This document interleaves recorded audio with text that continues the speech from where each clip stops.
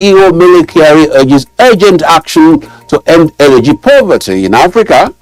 National oil companies set to grow retail outlets from 547 to 1,500 in 6 months. Gas, the transition fuel, gets a boost as NGMC pledges commitment to its core mandate with an eye on stakeholders' concerns. Plus, there's a little piece in the package to help us all understand the new NNPC Limited better. My name is Akin Agbijile. This is Oil and Gas Forum.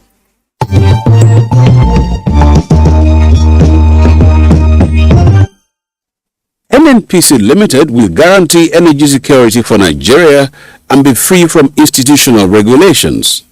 This was disclosed by President Muhammadu Buhari at the unveiling of the company, which held at the State House, Abuja. Sharing his vision for the petroleum industry reforms and the new corporate entity, the president said that his administration is very keen on creating the right atmosphere to attract investment and grow the Nigerian economy to continue to play an important role in the global energy market. NNPC Limited is mandated by law to ensure Nigeria's national energy security is guaranteed to support sustainable growth across other sectors of the economy as it delivers energy to the world. Describing NNPC as Africa's largest national oil company by capitalization, he said that the company now has the impetus to become a self-governing entity free of government's control. The provision of PIA 2021 have given the Nigerian petroleum industry a new impetus with improved fiscal framework, transparent governance, enhanced regulation, and the creation of a commercially driven and independent national oil company that will operate without relying on government funding and free from institutional regulations such as the Treasury Single Account, Public Procurement, and Fiscal Responsibility Acts. He, however, declared that NNPC Limited will henceforth conduct itself under the best international business practice in transparency, governance, and commercial viability. Speaking in a similar vein, the Minister of State for Petroleum Resources, Chief Timi Presilva, said that the President Muhammadu Buhari administration has been very clear from the onset about its desire to create a more conducive environment for the growth of the oil and gas industry. Describing the unveiling of the new NNPC as a remarkable milestone, Silva expressed optimism that the company will live up to its mandate. One of the magnanimous provisions of the PIA, which is being unveiled at this important occasion, is the transition of the Nigerian National Petroleum Corporation into a fully commercial entity, which will be a limited liability company, incorporated under the Companies and Allied Matters Act, to be known as NNPC Limited. The NNPC Limited will operate as a profitable commercial entity and declare dividends to its shareholders. The company will demonstrate higher levels of performance and accountability to continue to win the hearts of its over 200 million shareholders. The unveiling of NNPC Limited today is a new dawn in the quest for the growth and development of the Nigerian oil and gas industry, opening new vintages and partnerships.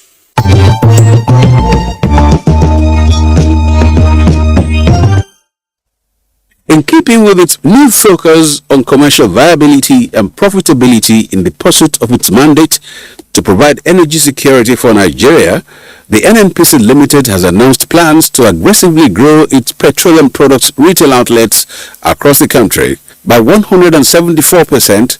That indicates an increase from the current 547 to 1,500 in the next 6 months. The company's Group Chief Executive Officer Malam Mele made the announcement at the presidential unveiling of the new NNPC as provided by the Petroleum Industry Act 2021. We have taken a strategic initiative to achieve our mandate of ensuring energy security for our country by rolling out a comprehensive expansion plan to grow our fuel retail presence from the 547 to over 1,500 outlets within the next 6 months.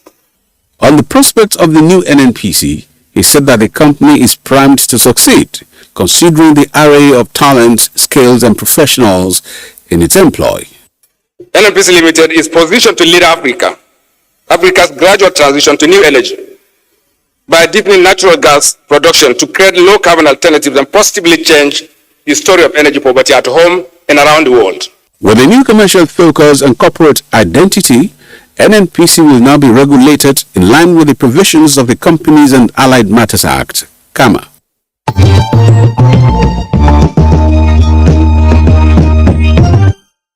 The Group CEO of NNPC Limited, Malam Mele Kyari, has called for concerted and urgent action as well as collaboration among the national oil companies of member countries of the African Petroleum Producers Organization, APO, to tackle the energy poverty in Africa.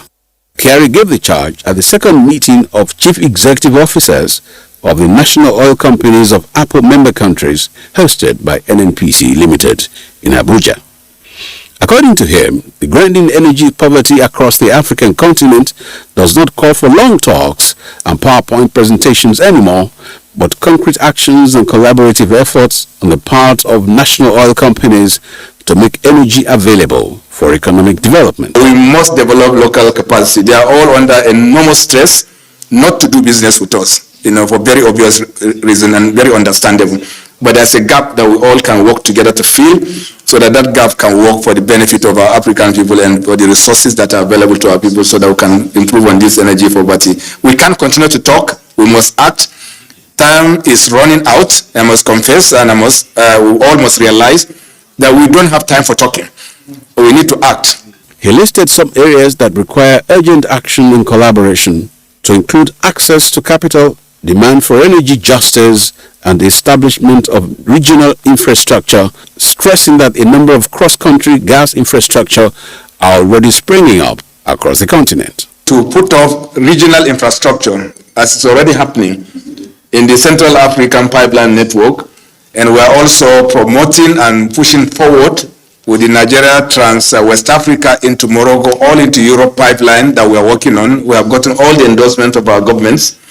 And we are also have a line of sight around financing, not definite, but definitely we have a line of sight around financing that we can progress with this. That pipeline network will pass through about 9 West African countries. 2 of them will have ability to inject gas into that pipeline, and others will become the ultimate beneficiary of at least a 48-inch line that will run from Nigeria all the way through 8 countries, then jump into Morocco, and potentially there's excess.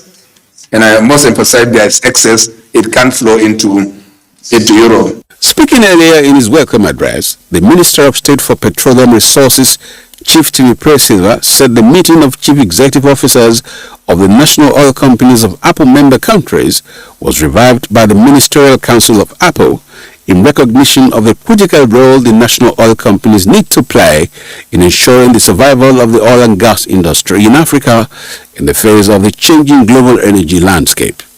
He said that the challenges posed by the global energy transition require a practical approach on the part of operators and policymakers to fashion out a unified action plan for the African continent. We require a completely new approach to handle. An approach that is both inclusive and pragmatic. Both the policymakers as well as the operators of the industry have crucial roles to play in achieving this.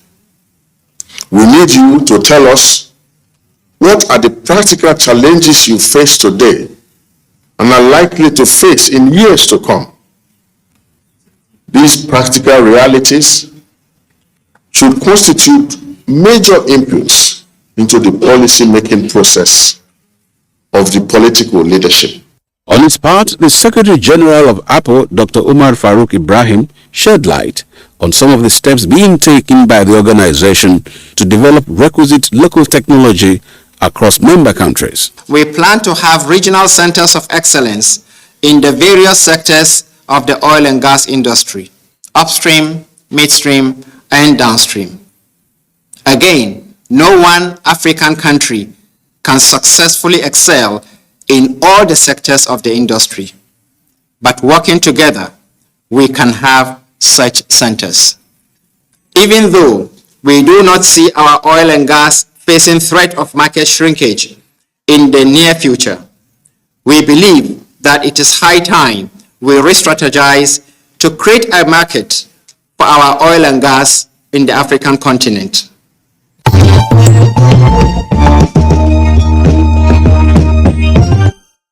The management of the NNPC Gas Marketing Company Limited (NGMC) has pledged to remain focused on the implementation of its core mandate while taking into consideration concerns of key stakeholders.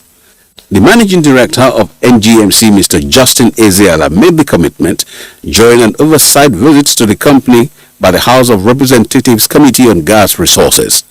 He assured that NGMC will work assiduously towards addressing some of the issues raised by the committee regarding host community development.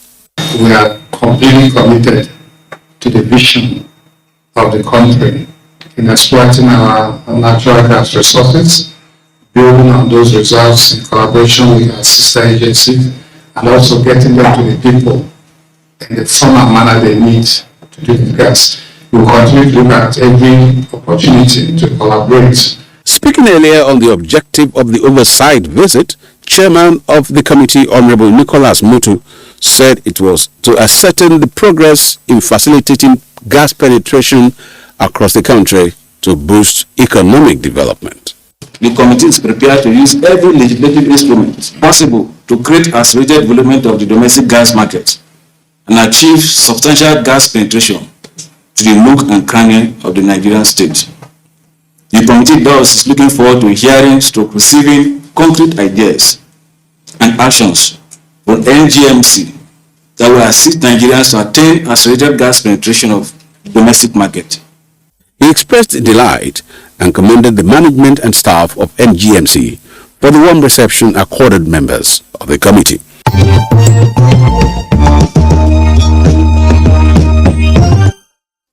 Following the full commercialization and transition to a limited liability company, here are some of the facts to know about the NNPC Limited.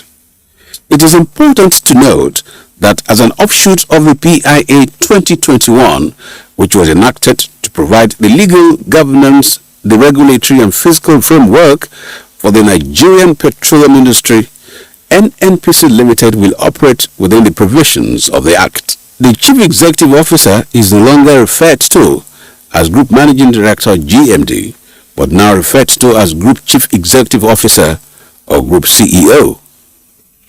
The vision of the company is to be the dynamic global energy company of choice, and its mission is reliably delivering energy while continuously creating values for all stakeholders. In line with Section 53(1) of the PIA 2021, with the transition, the government will no longer have control over the staffing of the NNPC Limited.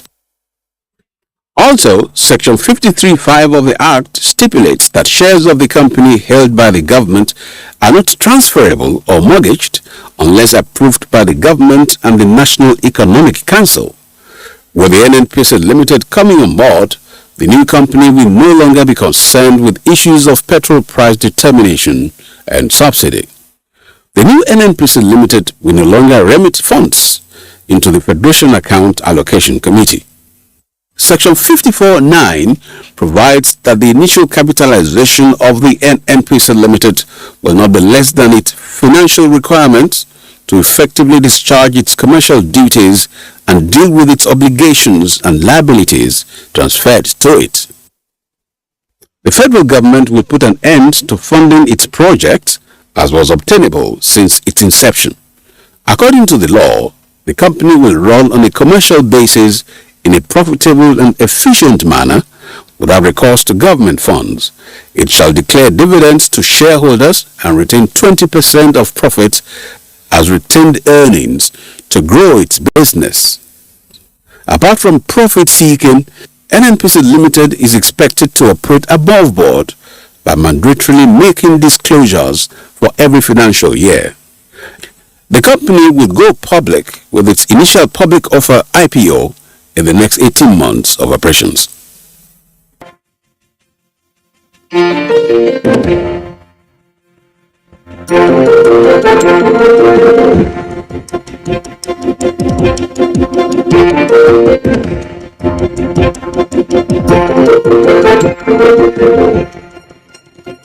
Good evening and welcome to the feedback segment of the program. My name is Abigail Owebia. The new NNPC Limited has been unveiled with a vision to be the dynamic global energy company of choice.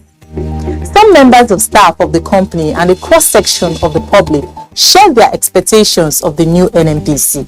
I feel fulfilled as the staff of NNPC that my company, the NNPC, has now transformed into a limited liability company.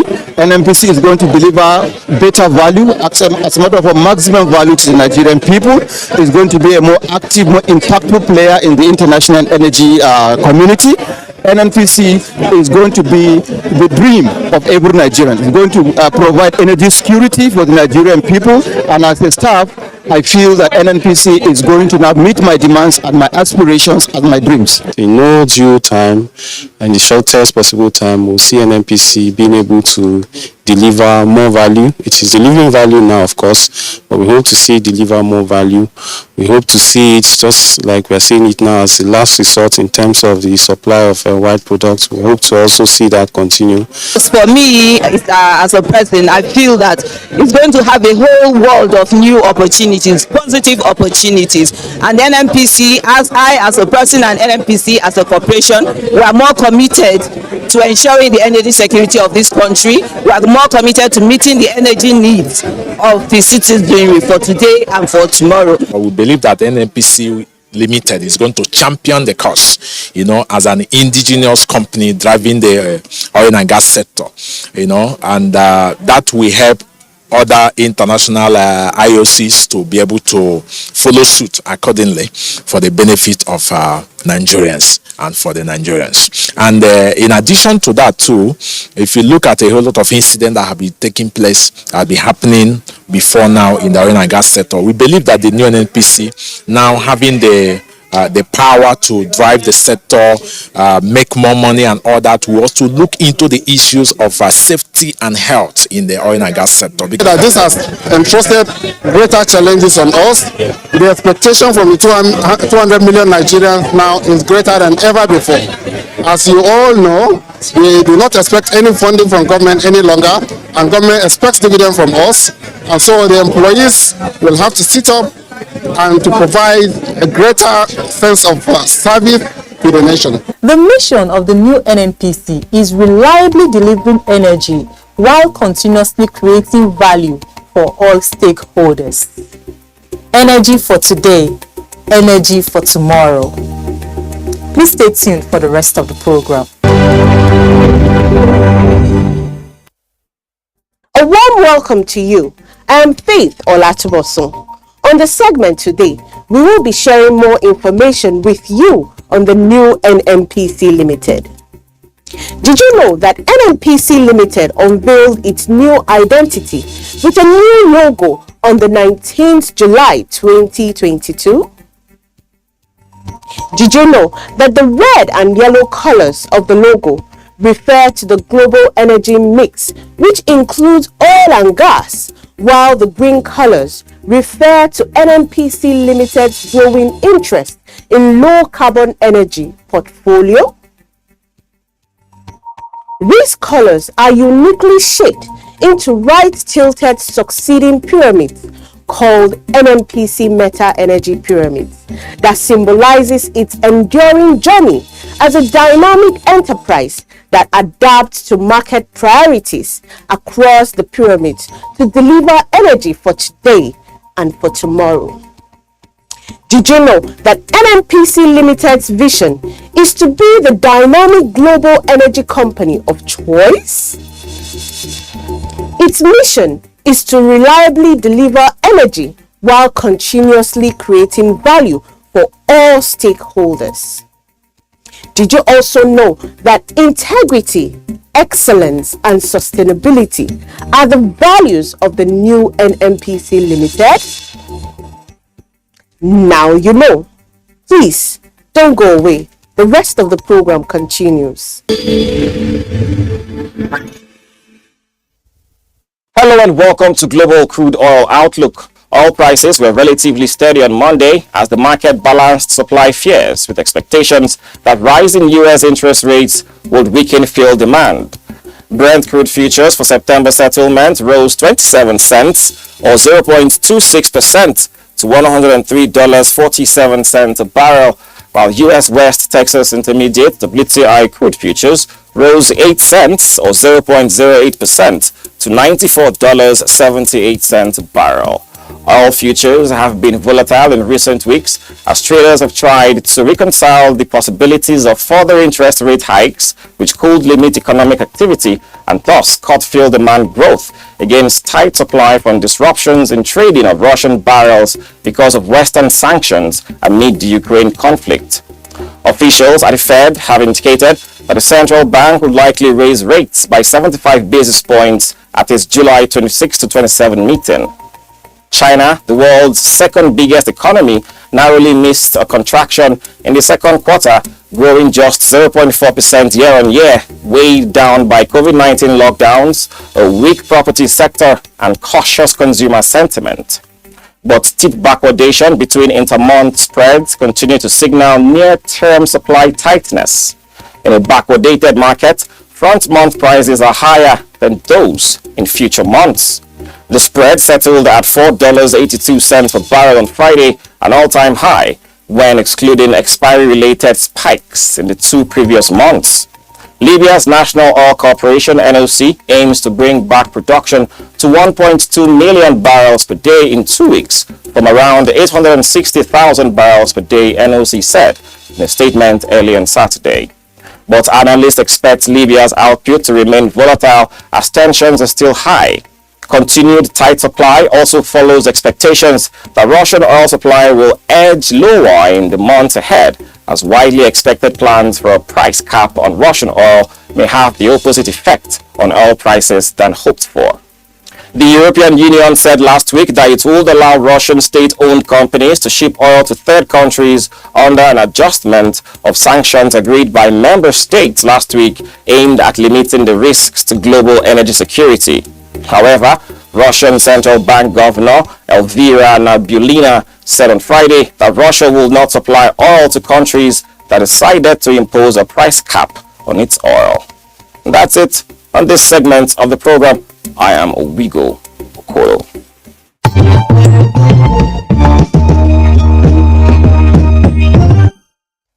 That's the package. Thanks for being part of it yet again. Great takeaways in this edition.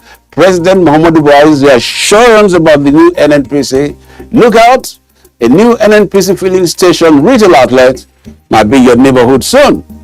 Give the date next.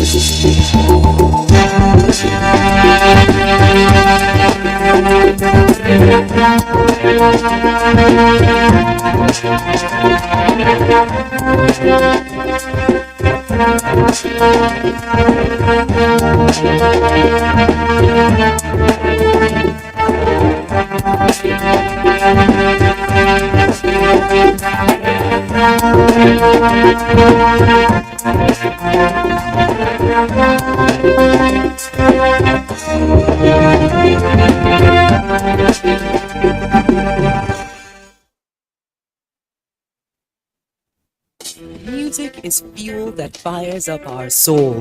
Today, African music has a dominant place on the world map. This massive music movement creating waves across the globe. I have seen the evolution and the growth of this industry. But every movement starts with a story, and the best place to start any story is at the very beginning. There's a phenomenal energy that can only have come from Africa. I'm there now. Are we sure this will work? Has to. I can't be just keep people so I can listen.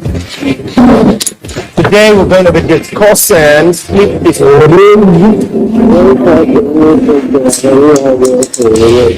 What? is the medical term for sleepwalking. Sonambulism. But get free Intel to Intel Core and experience HD quality conversations every time. Intel. Live more.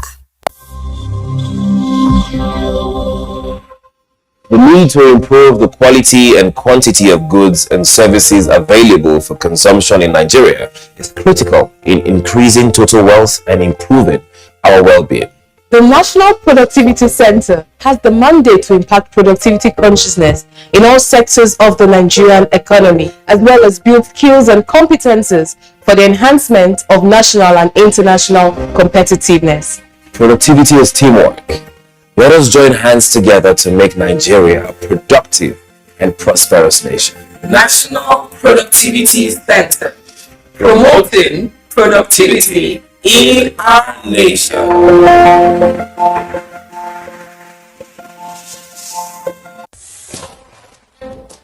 From dusk to dawn, 24 hours a day, NTA International is with you. In your living room, office, and everywhere, anywhere. We provide the company you desire in terms of balanced and up-to-date news, programs, and the best of entertainment.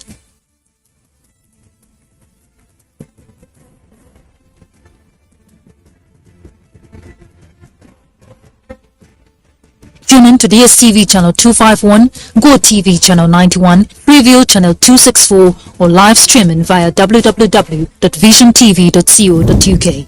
And to watch NTA International in the USA, Canada, and Mexico, use the following satellite parameters. You can also see us on Facebook and YouTube for quality content on the go. NTA International, Africa's window to the world.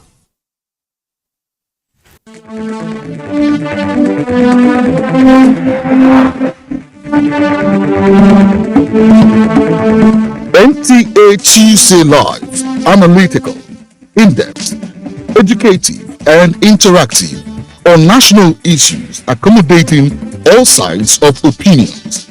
We as a people have understood that we have to fight corruption before it fights us back. Poverty has a financial index, so it should be fought also with a financial weapon. Give it to the social investments program. It has been a very courageous battle. Tuesday Live, every Tuesday at 10:30 p.m. Join us.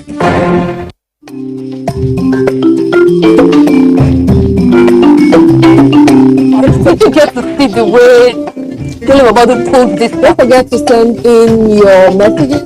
There's a difference between picking, chow, and issue. Actually cool. The idea that is the can do more with less people. If we have a better way of addressing these issues, taking care of. Congratulations, you were able to sign Timo Werner from RB Leipzig. Take water before your workout. Use that phone, use it to talk to those that a lot of people don't even have resources. I'm Cecil, and this is the Medley Show on NTA.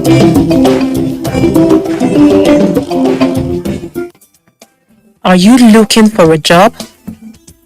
Perhaps you already have one but desire to earn extra. You are not alone. Do you know that answer may well just be at your footstep? We all have one form of recreational activity or the other. Do you know that those activities can indeed pay your big bills? Let me show you how on Wednesday, the 27th of July, 2022. The platform is Conversations on NTA. Time, 9 a.m. Join us.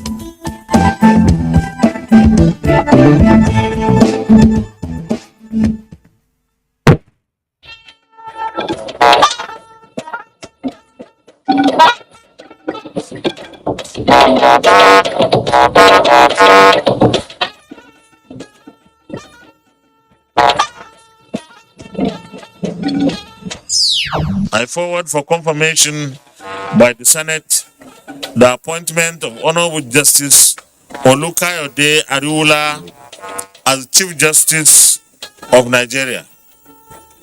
A new helmsman for Nigeria's judiciary underway as President Buhari writes Senate seeking confirmation of Justice of the Federation. Look at our classrooms, they are dilapidated. You look at our laboratories, there is no equipment, there is no chemical for you to bring out any good research in that place. Nigeria Labour Congress begins nationwide protests in solidarity with the Academic Staff Union of Universities. Plus, high cost of aviation fuel. Federal government intervenes to keep aviation sector alive. We thank Mr. President. He graciously approved the release of 10,000 metric tons to this airline, and they gave us a window, a three months window. Hello and welcome to NTA Network News at 9. I'm Ian Ray John and we're live in Abuja. Adeola Komi-Okere joins me from Lagos while Mohammed Ibrahim is in Maiduguri. Thank you for joining us. And just so you know, you can follow this news broadcast live on our website, nta.ng/live, and all our social media platforms displayed on the screen for updates. President Muhammadu Buhari has written to the Senate seeking the confirmation of Justice Olukayode Ariwola as Chief Justice of Nigeria. National Assembly correspondent Ignatius Nkwo has more on this and other requests from the executive. On the 27th of June 2022, President Muhammadu Buhari sworn in Justice Olukayode Ariwola as Acting Chief Justice of Nigeria. This followed the retirement of Justice Tanko Muhammad. 29 days after, the President has forwarded his name to the Senate for confirmation. Pursuant to Section 231, Subsection 1 of the Constitution of the Federal Republic of Nigeria 1999 as amended, I forward for confirmation by the Senate the appointment of Honorable Justice Olukayode Ariwola as Chief Justice of Nigeria. The President also forwarded 19 names for appointment as resident electoral commissioners in INEC, while 14 are for fresh appointment of 5-year term. 3 persons for appointment as non-executive directors of the Board of the Central Bank of Nigeria, Mike Obadan, South-South, Justicia Nabuko, South-East, and Adeola Adetunji, South-West, while Suleiman Afibo is for confirmation as commissioner to represent South-East in the National Hajj Commission of Nigeria. Senate confirmed Mohammed Bello as chairman of the Revenue Mobilization, Allocation and Fiscal Commission. 3 bills passed second reading. The Hydroelectric Power Producing Areas Development Commission Amendment, sponsored by Senator Sadiq Omar. The Patents and Design Act repeal and reenactment by Senator Ibikule Amosun, and the National Poverty Alleviation Management Commission Establishment Bill by Senator Kabir Parkia, while the motion by Senator Michael Nnachi on the landslide and erosion in Afibo South, local government area of Ebonyi State, was considered. New Section 14(2)A of the 2013 Amendment Act, which provides for 10% rate payable by the federal government, has cancelled and replaced the old Section 14(2)A of the Principal Act, which provided for 30% payable by the GENCOs. A strong system of intellectual property rights is indispensable to the technological development and advancement of our nation. Efficiently regulate all forms of fraud provided to alleviate poverty in the land. Senate passed the National Senior Secondary Education Commission and the National Commission Against Proliferation of Small Arms and Light Weapons Establishment Bills. From the National Assembly, Ignatius Nkwo, NTA News. Meanwhile, key players in the justice sector are in Abuja, brainstorming on ways of achieving child-friendly justice system for the protection of the rights of the Nigerian child. The firm is to foster a harmonious working relationship among all stakeholders involved in child justice administration in Nigeria. Dele Atumbi of our Judiciary Desk reports. The Nigerian child at birth till adulthood has some absolute rights that are protected under the Constitution of the Federal Republic of Nigeria 1999 and Child Rights Act. As a country, Nigeria does not lack appropriate legislations protecting the rights of the child.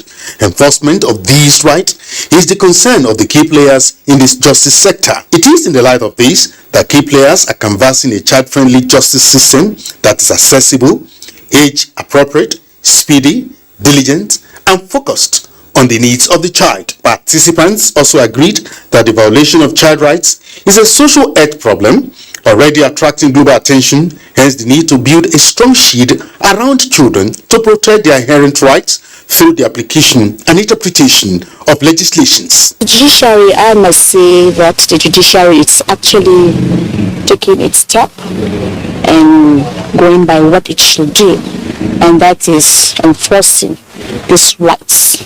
To look at critical areas that will help us in advancing the rights of the children and that will sensitize us on the importance of children as part and parcel of this particular community. The holistic enforcement of the Child's Rights Act 2003 with premium on the section which prohibits undue public exposure of the children involved in court proceedings was emphasized by the participants. In Abuja, Dele Atumbi, NTA News. Elsewhere, President Muhammadu Buhari says the federal government will expedite action on matters bordering on Nigerians living in the diaspora due to their immense contributions to nation building. President Buhari, who was represented by his Chief of Staff, Ibrahim Gambari, stated this at the 2022 National Diaspora Day organized by the Nigerians in Diaspora Commission in Abuja. Garba Muhammad Nata'ala was there. National Diaspora Day, celebrated on 25th of July every year, provides an avenue to recognize Nigerians abroad that have excelled in fields like medicine, education, information technology, and many more. It is also a forum for cross-fertilization of ideas among diasporans, the diplomatic corps, and government representatives. With the theme, Diaspora Engagement in Globally Challenging Times, speakers describe the event as apt and timely to accelerate policies necessary for action. The achievements of our diasporans, many of whom are our goodwill ambassadors, contributing immensely and excelling globally in uplifting the image of Nigeria, as well as continue to develop Nigeria through your resources, through your talents, through your skills, and through your global exposures. These are very well appreciated by my administration and Nigeria as a whole. I commend the efforts of the Nigerian diaspora. Several speakers joined virtually, emphasizing critical roles diasporans play towards Nigeria's development drive, urging both those at home and abroad to continue putting their best to do the country proud. You can see the passion, the interest that Nigerians abroad are having, and we can't do without them. We want to bring our professions that are already over there to come and assist our people in Nigeria. In the UK, for example, Nigerians excel more in the medical field and in the field of education. An interactive session featured deliberation with some diasporans online on the diaspora matters that stalled their activities during the COVID-19 pandemic. In Abuja, Garba Muhammad Natala, NTA News. Now looking at the aviation sector, Jet A1, constituting a barrier to smooth flight services, has been addressed with 10,000 metric tons intervention to airline operators of Nigeria by the federal government. The initiative was part of the outcome of a meeting between the Minister of Aviation and leadership of airline operators of Nigeria as part of measures to bring the industry back on track from many of its challenges.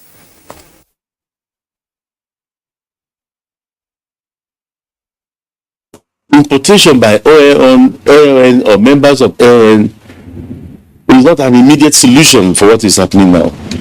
That can come, is a long-term, it will be a long-term project. We've not really jettisoned that. We thank Mr. President.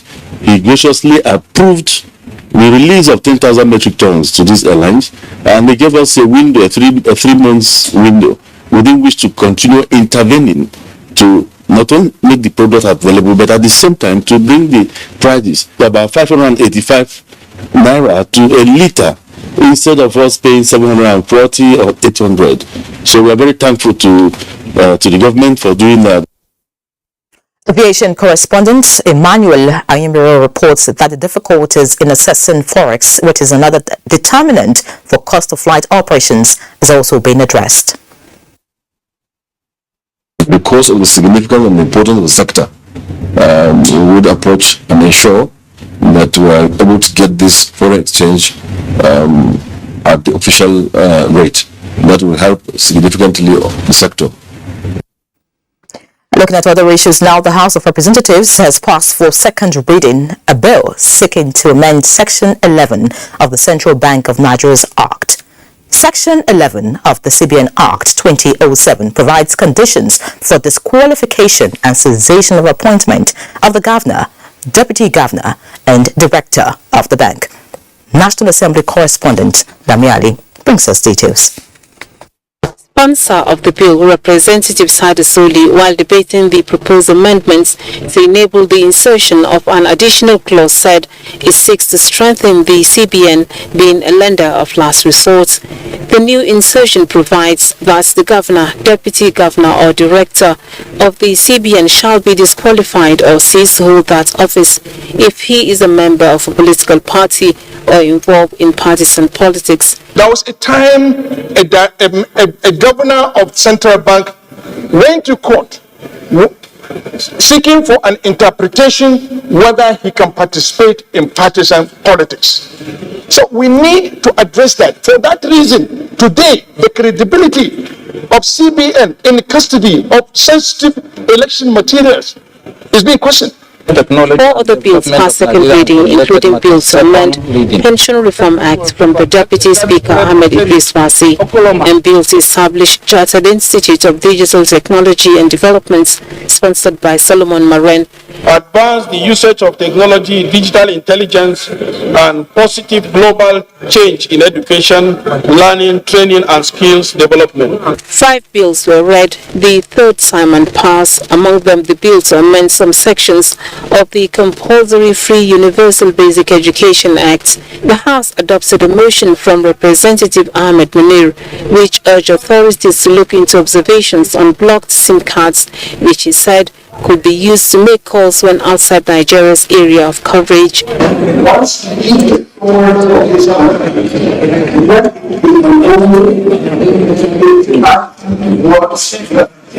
Meanwhile, the House has described as mischievous reports in some sections of the media on attempts to impeach the Speaker Femi Gbajabiamila in relation to the Water Resources Bill. There's nothing like that going on. To the best of my own knowledge, I'm a northerner. I'm not aware. It was baseless, mischievous, and unfounded. This House, in every aspect of it, in all ramifications, had never had an instance where we contemplated impeaching our able Speaker, Right Honorable Femi Gbajabiamila. We shouldn't be bothered about those who want to write and paint a picture that does not even exist. So I want Nigerians to be assured that the House of Representatives is doing everything possible to support government. The Water Resources Bill was previously passed by the House in the 8th Assembly. From the National Assembly, Lami Ali, NTA News. And away from the Green Chamber now, Nigeria has been rated high for operating an open budgeting process and making significant progress in the fight against corruption. Chief Executive Officer of the Open Government Partnership, Sanja Pranda, during an audience with Secretary to the Government of the Federation, Boss Mustafa, says Nigeria operates an ambitious open government agenda across the 77 participating countries. Retiree Ikme reports. The Open Government Partnership is a league of 77 countries with thousands of civil society organizations working together to make governments more transparent, participatory, and responsive to citizens.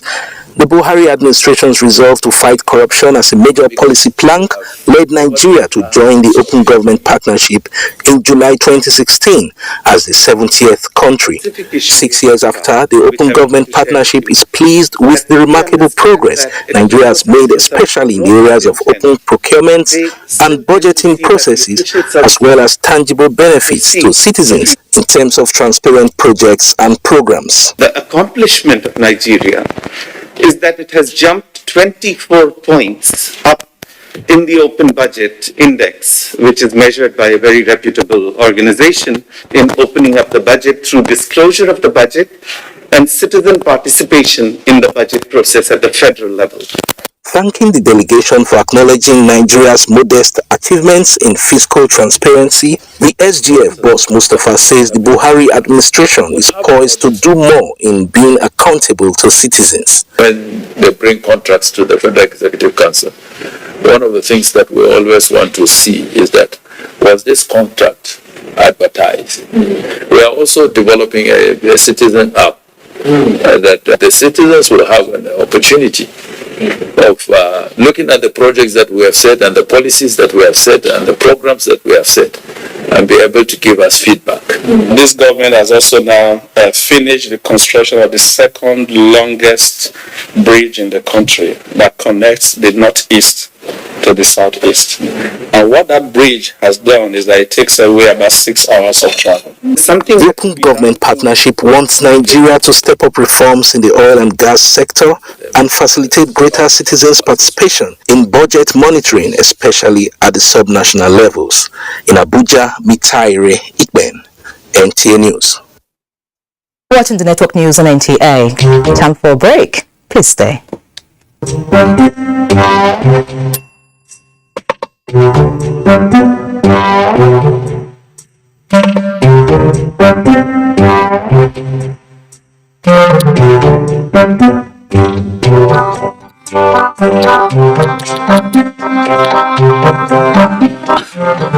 I'm not stalking him.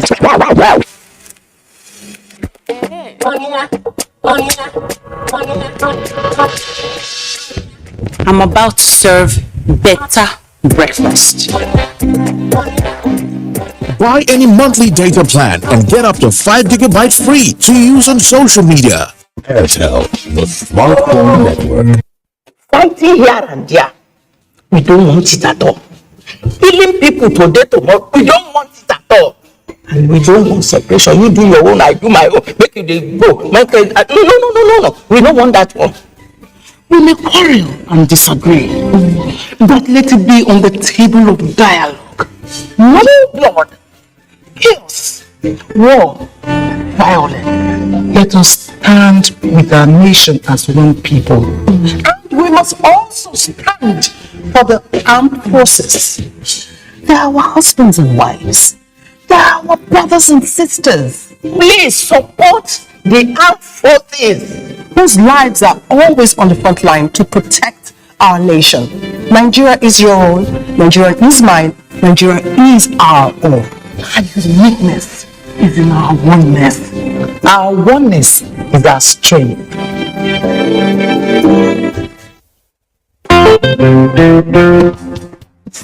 Madam, how much lasts for this bag of rice? Customer, I don't give you better price now. Madam, do well. I go come up. Oh yeah, come pay. How you want to take pay now? You want to take pay for bag of rice? You be go pack? See, make I tell you, times don't change. My country people, before, our people they use different things as money trade by barter, calories. Today, we know money as Naira note. But because say the only thing when they constant na change, Central Bank of Nigeria don't introduce e-Naira. E-Naira, na the same thing as Naira. 1 e-Naira equal to 1 Naira. E-Naira go dey inside your phone. E-Naira no dey tear, e no dey heavy, e dey easy to transfer, and you fit use am buy and sell just like Naira note. To begin use e-Naira, ask your bank. This message now from the Bankers Committee. One of the reasons why I started Munira, I wanted to make people feel good about what they were. I lost my dad in 2008. The day the man died, I don't want to remember. School fees called the adults. Please no called go for me too. My journey with MTN started in 2014. I remember the night I told my mom I had gotten the scholarship. It was midnight. I went to the room, I woke her up and I said, I've gotten a scholarship. So happy. Neighbor week. The tagline for the YEDP program was Turn It Up. The funding has helped me turn my dream on. My ambition is to be successful, impact lives, and generally just make people happy. We are the dynamic global energy company of choice, steering the course of Nigeria's biggest export industry. With years of commitment, delivering greater value and improving lives, NNPC is transformed to better meet your everyday energy needs and retain the position as the largest contributor to the Nigerian economy, generating clean, sustainable energy with integrity, excellence, and creating value for all stakeholders. We are NNPC Water.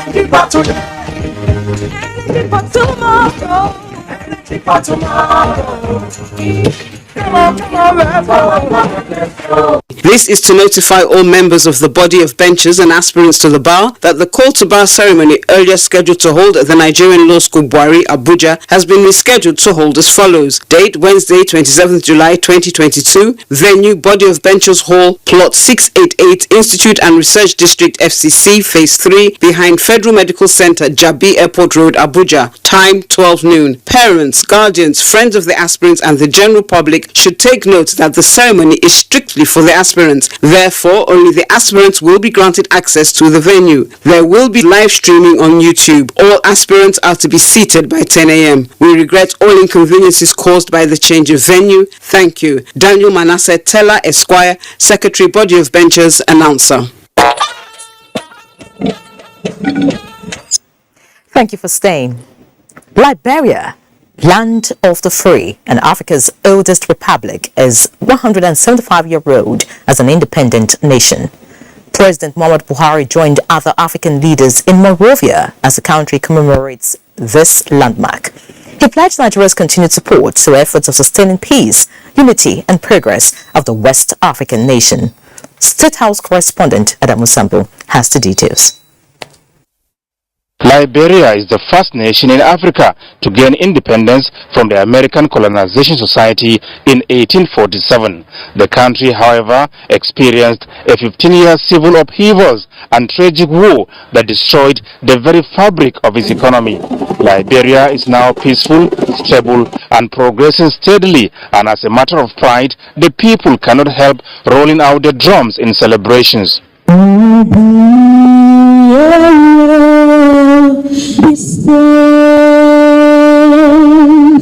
President of the Federal Republic of Nigeria, Mr. President.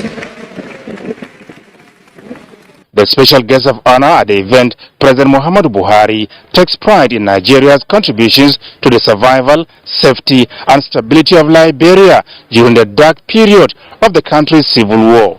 As we celebrate the 175th independence anniversary, as well as the 200 years of Liberia's nationhood, it is appropriate to underscore that so much concerted efforts are still needed for sustainable development and growth of Liberia. Permit me to assure you and all Liberians that Nigeria is a good partner. We will continue to support you in these efforts within the limit of our resources.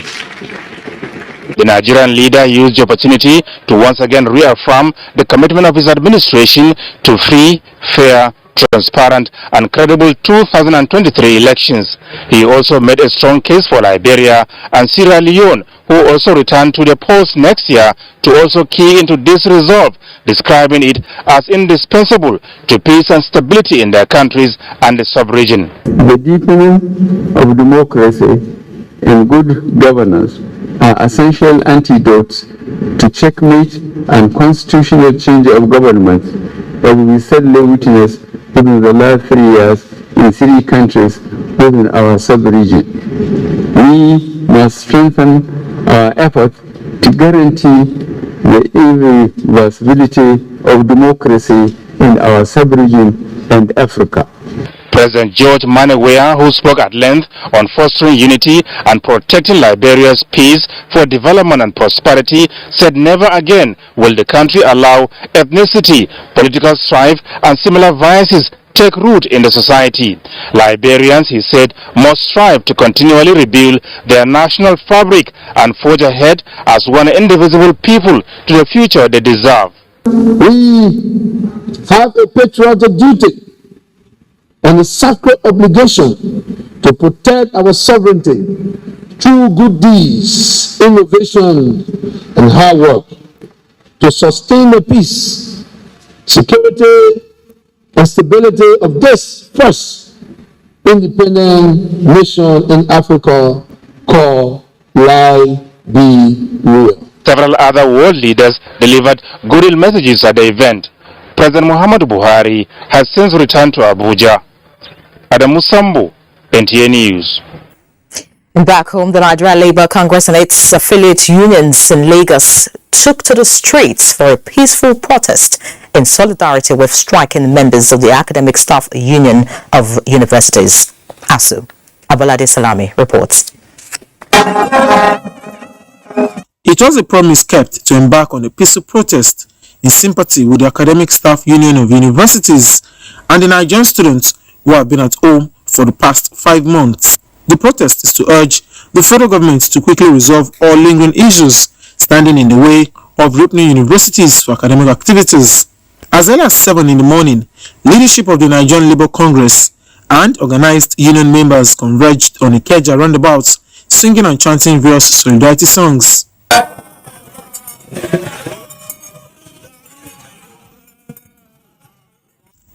At the State House of Assembly, Alausa, where the march terminated, the protesters joined human rights activist Femi Falana, bared their minds on their demands. And to ask every Nigerian to impress the government to get our children back to school. Meanwhile, personnel of the Nigerian police were on ground to provide security cover for the protests. In Lagos, Abolade Salami, NTA News. And still on the NLC nationwide protest to end ASU strike, Kenneth Nanim compiled reports from other parts of the country on the matter. From Jigawa State, Awal Muhammad reports that the Nigerian Labour Congress successfully staged the peaceful protest in solidarity with the Academic Staff Union of Universities, ASU, calling for the speedy resolution of the impasse. The Nigerian Labour Congress Imo State chapter also joined their counterparts across the country in the Solidarity March. Winner Obas reports that the protesters were received by the Imo State Governor Hope Uzodinma in Government House Owerri, where he promised intervention to ensure immediate resolution of contending issues. Our students are roaming about. University workers and lecturers are not receiving their salary. We want to plead with the federal government and state government to help us make sure that this problem is solved below this time. To the patient. The federal government is working around the clock now to see that this matter is resolved, while also urging members of ASU to look beyond federal government interest and consider the interest of our. Also from Ilorin, the Kwara State capital, comes a report by Olajide Bello that the Nigerian Labour Congress, Kwara State Council and affiliate unions joined in the protest demanding end to the prolonged strike. Next thing, we are going for 3 working day action, industrial action. After that, if nothing was done, then we move. We are going to do another NEC meeting to know the next line of action. You are aware that our salaries have been stopped for 5 months now, and we have colleagues who are on chronic medications, those who are sick, who have needs, and they are dying. The protest in Lafayette, the Nasarawa State capital, was also peaceful. Aliyu Tijani reports that the organized labor took their protest march to Government House, Lafayette, where they were received by Governor Abdullahi Sule. We are as concerned as you when it comes to education of our own children, because some of us also have children in schools, and for that reason we are interested in making sure that our children, actually our students, return to classes so that we can continue with our education. Report from Felicia Samaila in Jos indicates that members of the Nigerian Labour Congress staged similar protest, calling on stakeholders to urgently look into Academic Staff Union of University strike, among other issues, in the interest of the country. Whatever that brings about development must come from the tertiary institutions.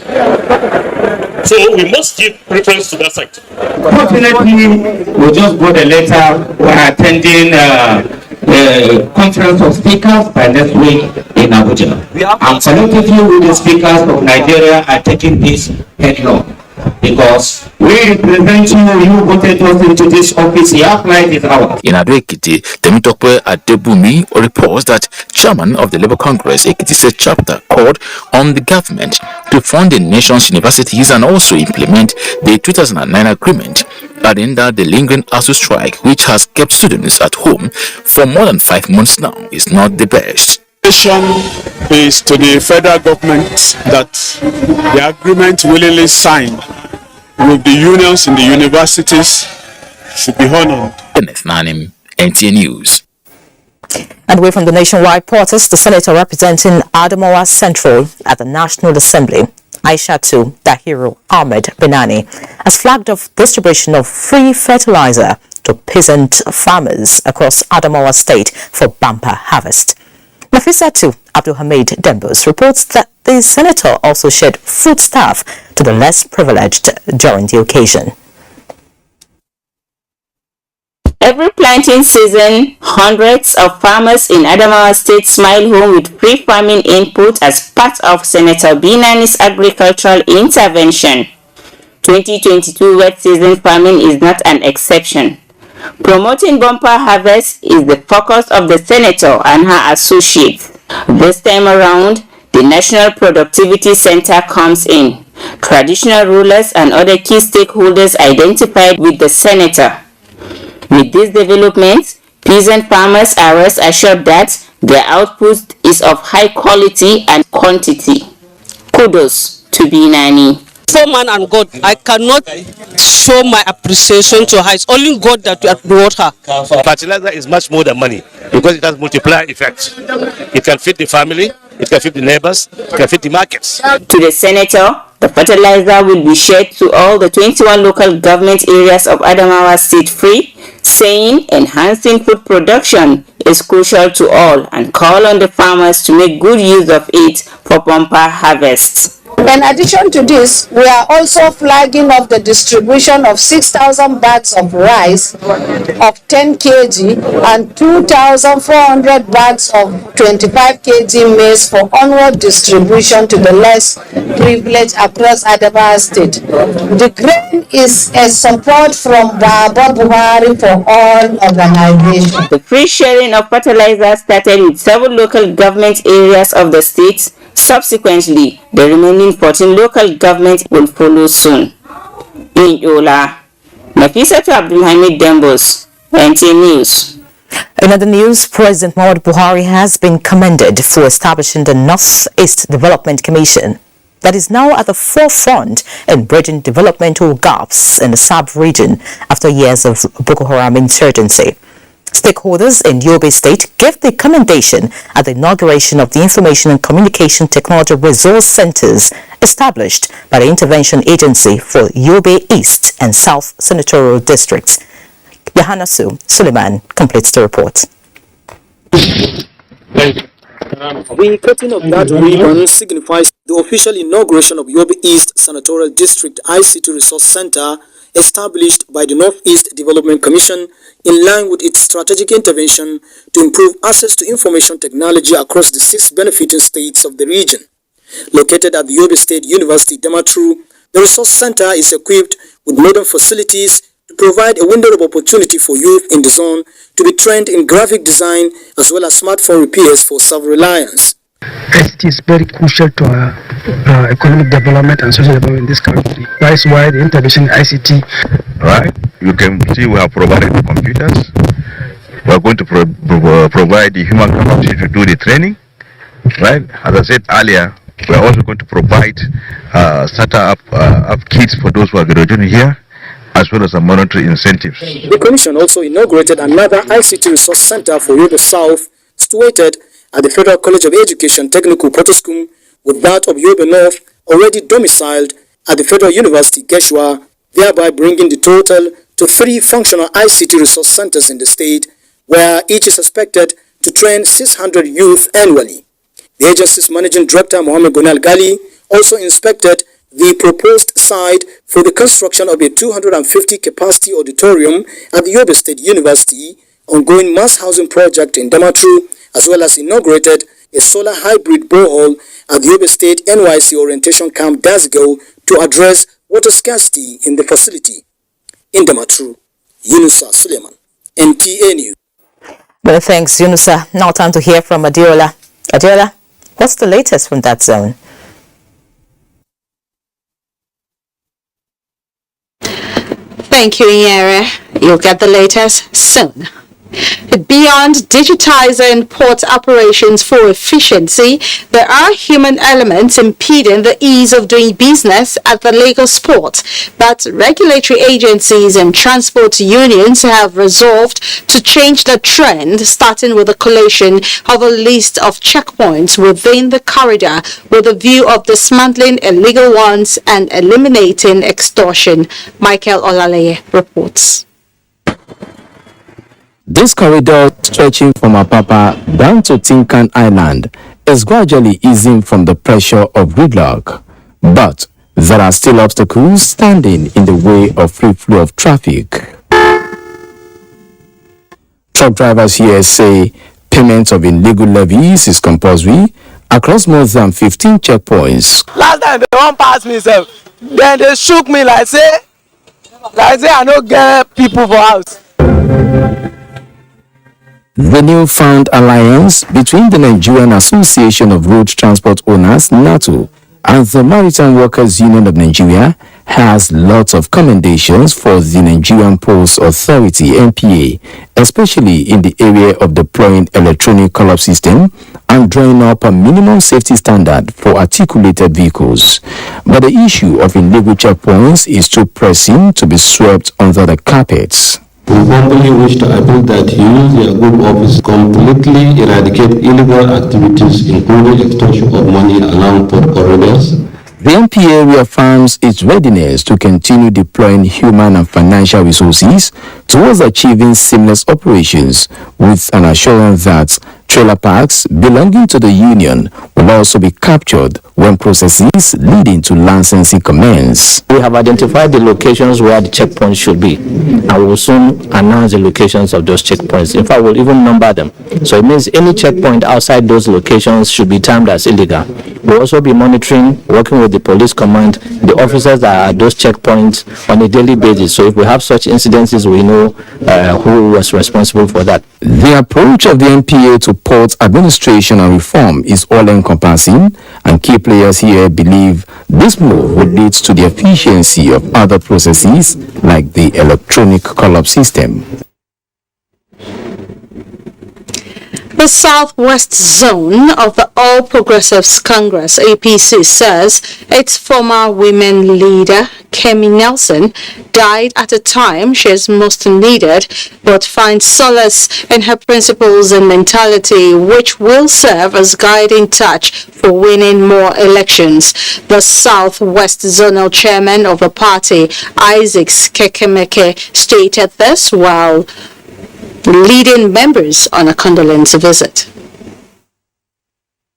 There is no doubt that the indelible mark Kemi Nelson left in the sand of time will forever linger.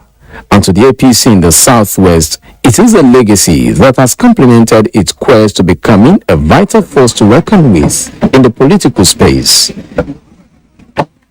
This condolence visit reaffirms her crucial role in the political struggle, but the party, equally bereaved, recanted her faithfulness, loyalty to the doctrine of the party, and determination to encourage participation of more women in politics as virtues which the family should be proud of. And with the kind of experience that she had, this is the time for us to tap from that experience in our crusade, in our struggle.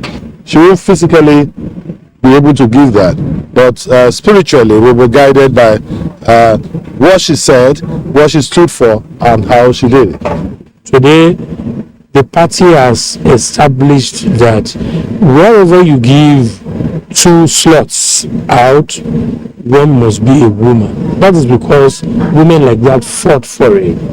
we will continue to miss her. A staunch loyalist to the democratic principles of the party's presidential candidate Bola Ahmed Tinubu, Kemi Nelson died on the 17th of July at the age of 66.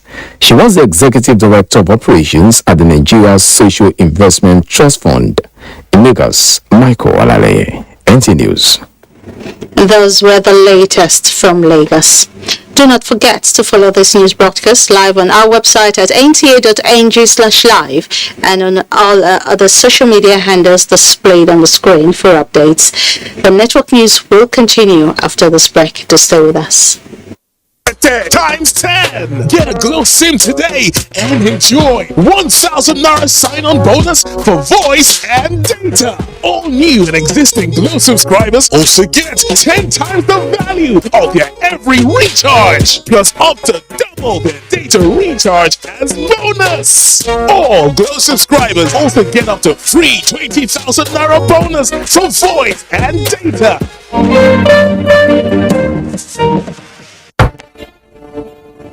Flood is a nature-induced disaster exacerbated by human activity that has affected thousands of people over the years, with many lives lost and properties destroyed. Seasonal forecast has revealed the possible flooding in some states as a result of torrential rainfall. To mitigate and avert the impact of the flood, do not build houses along waterways. Provide proper drainage. Evacuate from flood-prone areas immediately to safer ground. Stop blocking waterways and channels. Adhere to early warning alerts. Always listen to weather forecasts. Take warnings from relevant authorities seriously. Disaster management is everybody's business. This message is from the National Emergency Management Agency, NEMA. NEMA, for the sake of the distressed. All I do is win. I wake up, I win. I close my eyes, and I win. We gotta match your girlfriend.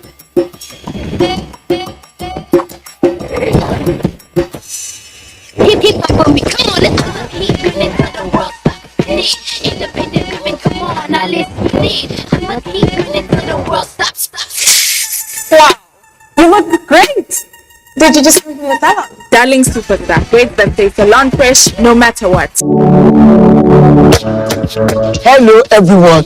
Hope you people have linked your NIN. Don't be like my son Oshegu, who had to wait for his land to be disconnected. Yes, so mommy, but I am now reconnected.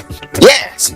I went to Airtel shop, enrolled for my NIN, and re-registered my line. Simple and short, no stress. It didn't end there. Airtel rewarded me with a new bonus of 20,000 Naira free airtime and data to access all my social media accounts. If you already have NIN, all you need to do is dial *121# or visit the Airtel website to get linked up. Get on it. Airtel, the smartphone network. Come to the National Center for Women Development, a home away from home. With our beautifully renovated hotel, the center can also boast of a 1,700-seater auditorium for conferences. The edifice has an African, continental, and Arabian restaurants, a daycare creche for nursing mothers. There is also an ICT department for computer training, and also a training department for catering, tailoring, and hairdressing. For more information, please contact the National Center for Women Development, Kafab Way, opposite the Central Bank of Nigeria's CBN headquarters, Central District Area, Abuja, or telephone 070-511-1163. National Center for Women Development, rebranding, restructuring, and repositioning. Times 10. Get a Glow SIM today and enjoy 1,000 Naira sign-on bonus for voice and data. All new and existing Glow subscribers also get 10 times the value of their every recharge, plus up to double their data recharge as bonus. All Glow subscribers also get up to free 20,000 Naira bonus for voice and data. We are the dynamic global energy company of choice, steering the course of Nigeria's biggest export industry. with years of commitment, delivering greater value and improving lives. NNPC is transformed to better meet your everyday energy needs and retain the position as the largest contributor to the Nigerian economy, generating clean, sustainable energy with integrity, excellence, and creating value for all stakeholders. We are NNPC Watt.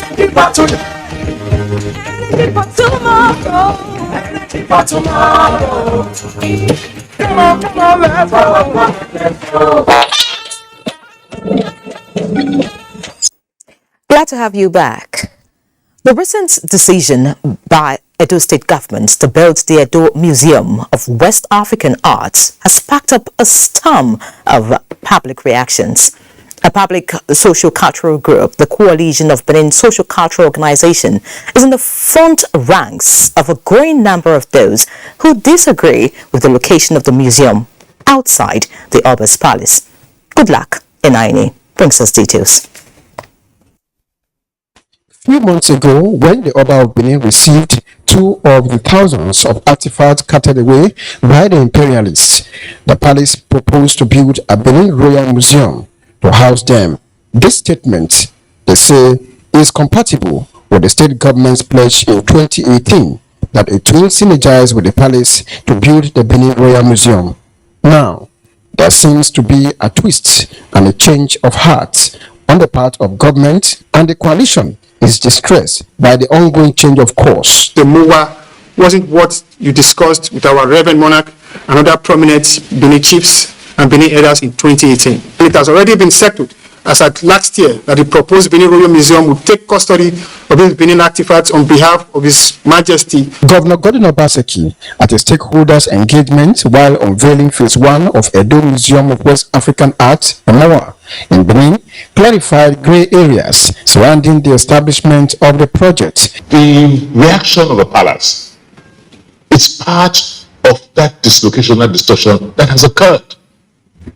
Because we're very creative people, and all this creativity and innovation occurred under an administrative arrangement. The group further urged the state government to handle the issue at hand with the circumspection it deserves. In Benin, good luck, Inaini, NTA News. Now time to introduce Benny Adams. Benny, how's business today? Well, gloomy, but then there is light at the end of the tunnel. We start by telling you that the International Monetary Fund on Tuesday cut its global growth projections for 2022 and 2023, describing the world's economic outlook as more uncertain.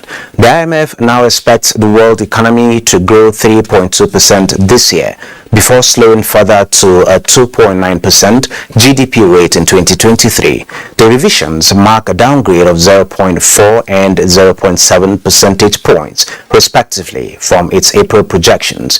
The Washington-based institute said the revised outlook indicated that the downside risks outlined in its earlier report were now materializing. Among those challenges are soaring global inflation, a worse than expected slowdown in China, and the ongoing fallout from the war in Ukraine.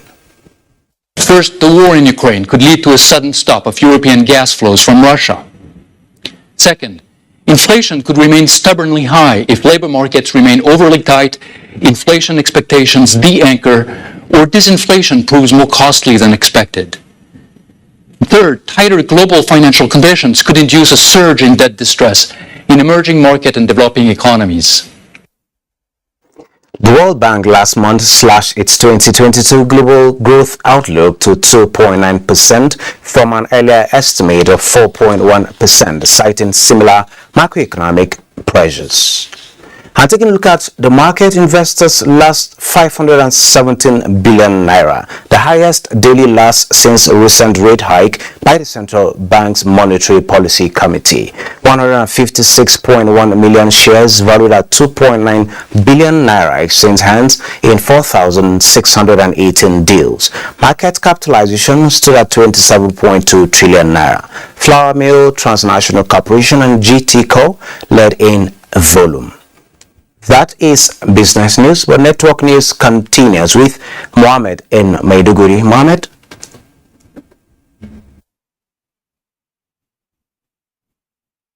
Thanks, Benny, on our business news desk, and welcome to Maiduguri and Network News. Governor Babagana Umar Zulum was in Damboa Local Government Council in Southern Borno, where he coordinated the distribution of about 172 million naira cash and food items to over 30,000 residents of Damboa town, including victims of destruction caused by flood in the area. Vulnerable persons and widows were on top of the list of beneficiaries of intervention as part of the governor's 2 days engagement in the area. Mohammed Goni reports. A total of 436 persons were identified as victims who lost their shelters and food items to floods caused by recent downpour. Chairman, Damboa Local Government Area, Professor Garba Aloma, told the governor during on-the-spot assessment at Hausari, Nzida, Wiram, and Old Market that many houses were destroyed by the flood, which caused the displacement of some families. Governor Babagana Umar Zulum directed that each of the 436 victims be given 50,000 naira cash, a bag of maize grape, clothing materials, and a mat. This community has experienced flooding, which has led to the destruction of houses. The affected persons decided to build their houses on waterways. And I think this is something that we should do everything possible to avoid it. Aside the flood victims, Governor Zulum also supervised distribution of 5,000 naira each and fabric to 30,000 residents of Damboa, majority of whom are widows and vulnerable women from different communities. Governor Zulum, during his 2-day engagement in Damboa, directed allocation of tractors through a loan model to farmers to accelerate farming activities by the residents. He also assessed ongoing construction of 3 blocks of 16 classrooms integrated mega Islamic school being built in Kachalaburari community in Damboa. Given its over 1,000 years history of Islamic scholarship, Borno has thousands of citizens with mainly Islamic education, hence the establishment of high Islamic school in Maiduguri. Mohammed Goni, NTA News. A few more days to the closure of the continuous voter registration, more people are making spirited efforts to be among Nigerians that will exercise their civic rights come 2023 elections. Paul Kujavana has an update on the INEC registration exercise drawing to a close and the collection of permanent voter cards in Maiduguri, the Borno State capital. 2 days to the closing date of voter card registration, people in their number are out to get registered and obtain their voter cards. The 1-month extension for continuous voter card registration by INEC, followed by the 2 days work-free declared by Borno State government, were opportunities for many people who are eligible, those who deface PVCs and change of location to get registered.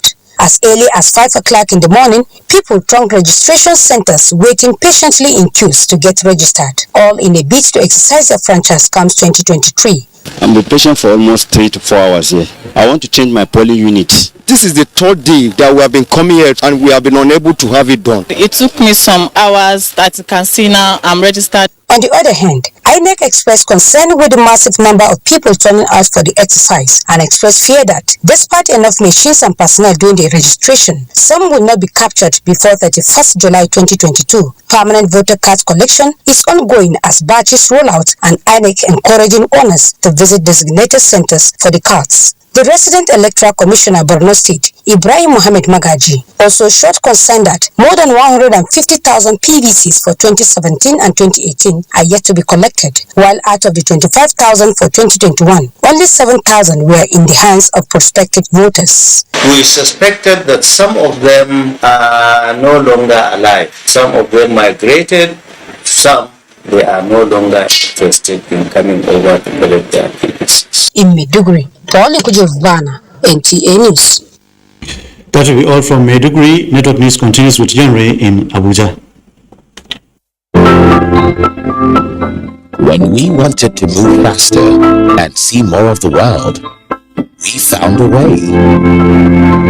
We also found ways to connect beyond boundaries. And when an unprecedented pandemic tried to derail us, we found ways to get ahead.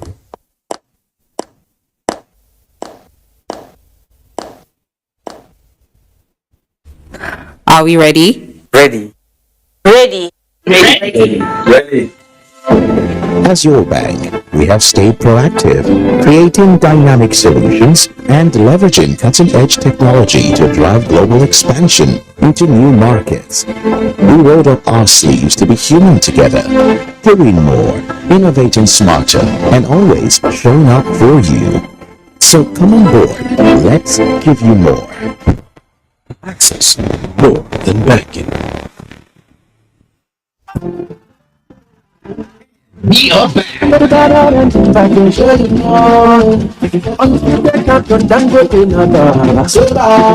It's Dangote Bag of Goodies Season 3. Yeah. Bell Dangote and become a multi-millionaire. Category 1. Pick up the scratch card in bags of Dangote cement and win instantly. Category 2. Pick up the scratch cards in bags of Dangote cement to spell DANGOTE and qualify to win a #1 million star prize. Category 3. Pick up the scratch cards in bags of Dangote cement to spell DANGOTE and qualify to win #5 million mega star prize. When you pick an alphabet with an eagle, one of the alphabets must carry the Dangote Eagle logo for you to win the mega star prize.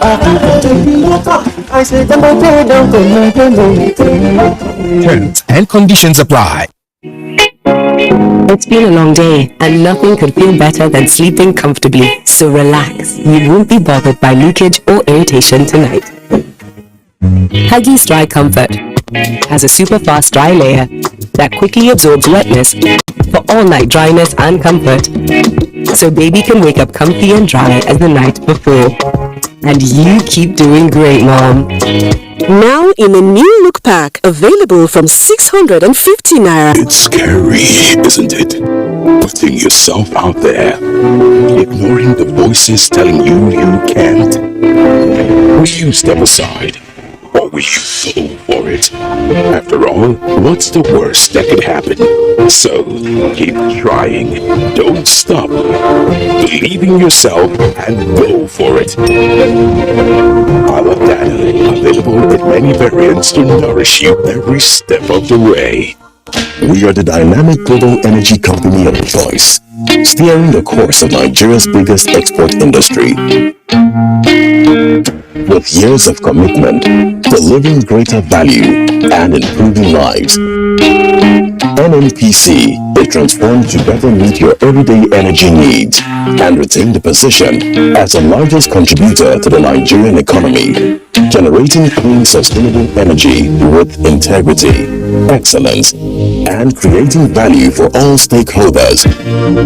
We are NNPC Wet.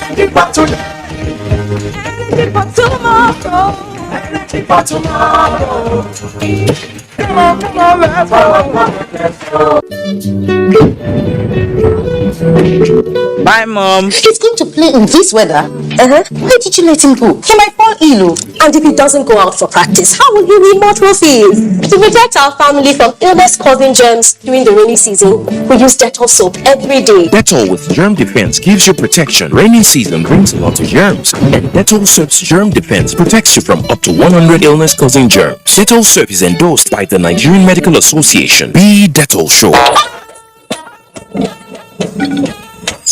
And that's a package on NTA Network News tonight. Many thanks for watching, and please remember that rape is a crime.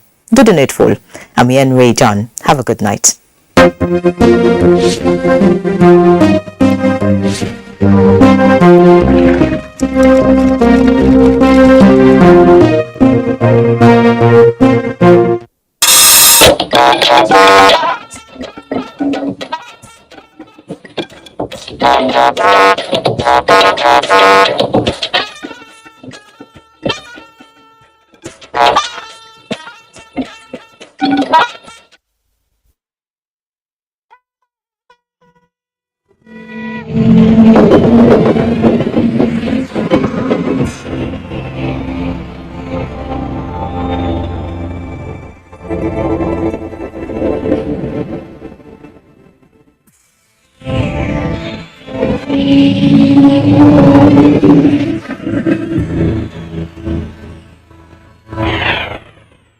NTA, you can't with Deutsch.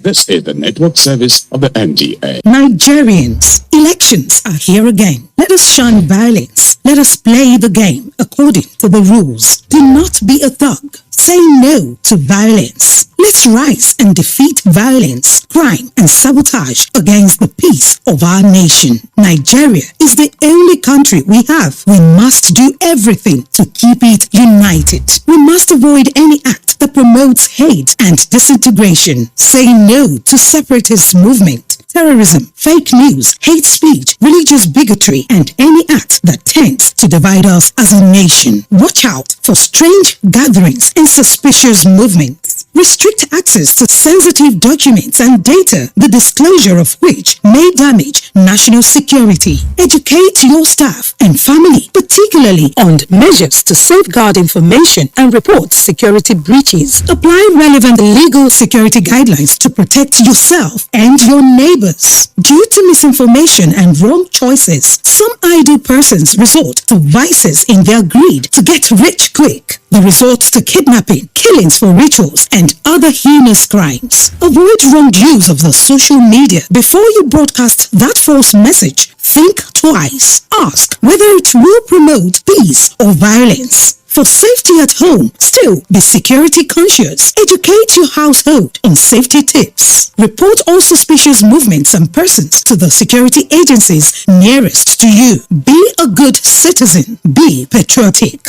To pass security information, please call 0813-222-2105, 0915-339-1309, 0908-837-3514, or send a mail to dssPR@dss.gov.ng. This message is from the Department of State Services, DSS.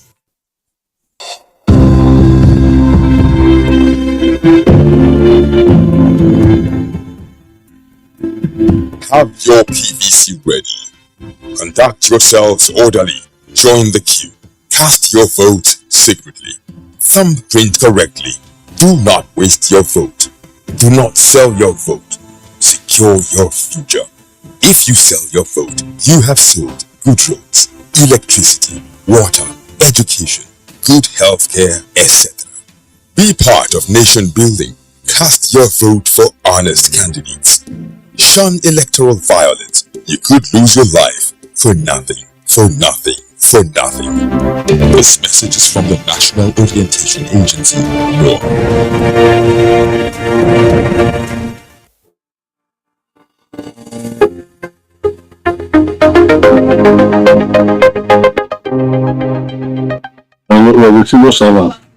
I'm a teacher by profession. I trained as a nurse. I could not even remember some of them, but by their approach, greeting and respect. I make beads. I liquid soap is, I have stopped buying liquid soap from the market. I make it, and I teach these young ones how to do that. And when I do, it is not for any fee. In most cases, I serve as consultants. Many people come to me inquiring how to go about doing the farming. I normally direct them on what to do. Right now, I'm not into any paid job, as I said, but I'm happy doing what I'm doing. Senior citizens over the years have shown that they are still capable of working. They have shown that retirement is only but a social construct, not a limitation. Senior citizens until the end carry around a wealth of knowledge that we can tap into. They have walked these journeys we now walk today. They have amassed all of these experiences so they can stand holding the torch so we do not stumble in the dark. Our senior citizens are national assets packed full with inestimable value. They should not be condemned to a life of obscurity, but one where they serve to illuminate our path. Promoting senior citizens for intergenerational workforce.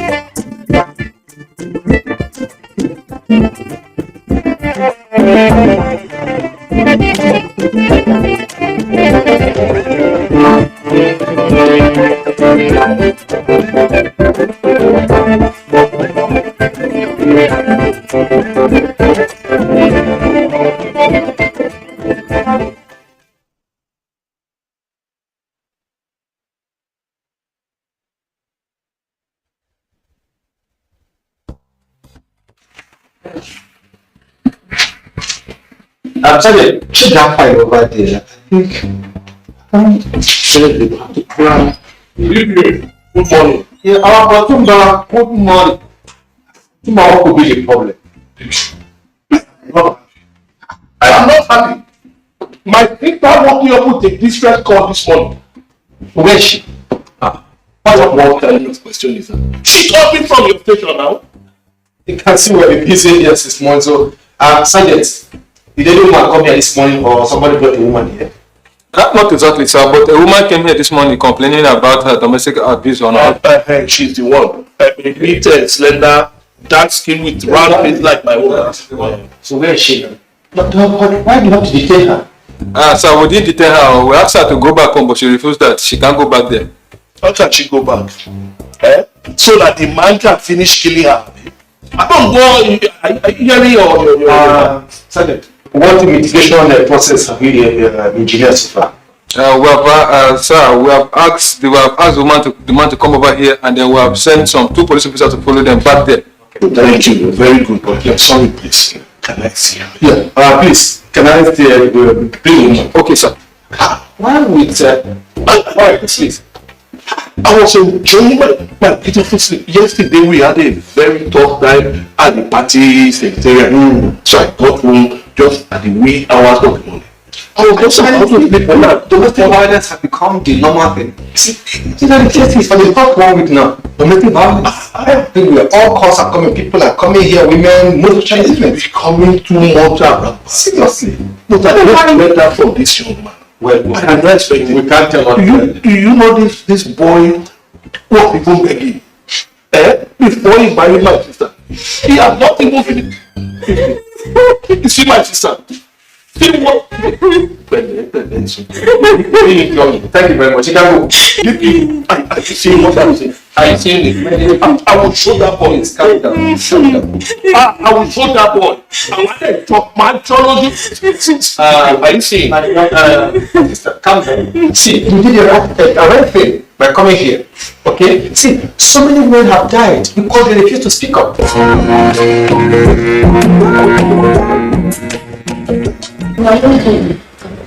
Charity, this means really impossible. I don't need to do a sharp so that we will start our work. Oh, madam, I will not so Sure, will say, anytime I talk for meeting like this, when I go to the reason I say charity this or charity that one, make una they pretend like everything dey okay, nothing dey okay. Talk nothing. Talk now. If una look round for this Nigeria, for this we country, everything don't go. Nothing will come down. But yes, my people, our salary just stand at attention. It don't even shake body, it don't go anywhere. It don't good. It don't good. We have to talk. People are not going to talk. Charity. This is the way you talk so. I agree with you. But we are not to look at your fault. Nothing that our country don't get. Even as they need the second year, so you know they get again like that. It not has to be natural. We are not even notice. the small agricultural business where I think they get small money. You be like they don't work out on track. They can't tell me again. Salad, they just look at me like I can't afford me. Just stand, just shake. The buyer can talk what do you do? And before I can use 5,000. They go buy makeup. But now if I don't go 30,000, I don't go buy makeup. Anyway, the governor will say everybody will give excuse. This one, that one, everything tied up, the thing tied up. Now what's it? They tie. Hey, talent. See, the people you talk to things don't work, man. You can look up everyone, no problem. You're right. When you talk, how is it though that you talk? My Africa, I know they look. They believe us, so they're going to say Africa. Well, things all up now they drop. Excuse me. That's all we need. But we cannot forget. Still, we can't have it all. We know what. That's one. Now, because of steady, we will take one more right. You know, we try that you know they're okay. We change pattern. No, we go and right same time around. Yes. Have you? Not true.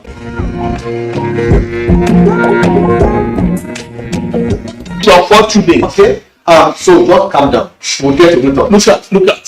See, and they are not even finished praying. That's the annoying thing. This boy begged and begged me when he wanted to marry. I said no. Up to now, he's still owing credit on her head. See a beautiful man, huh? Yeah. He has not finished praying in case of good is falling like a platter of gold. And he messed it up. So fortunately, I don't always fall for undeserved. Exactly. Calm down, brother. You'll be fine.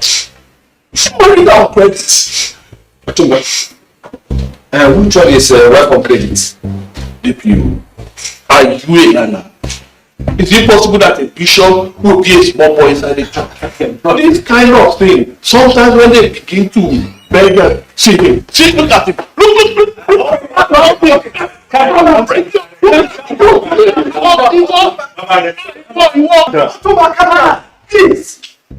tell him to take law into your hands. Striking him with man amount to that. He's here already. Let's give him fair hearing and justice for your sister. Officer, you can go. Thank you. Yeah. Don't please sit down. Thank you. You're welcome.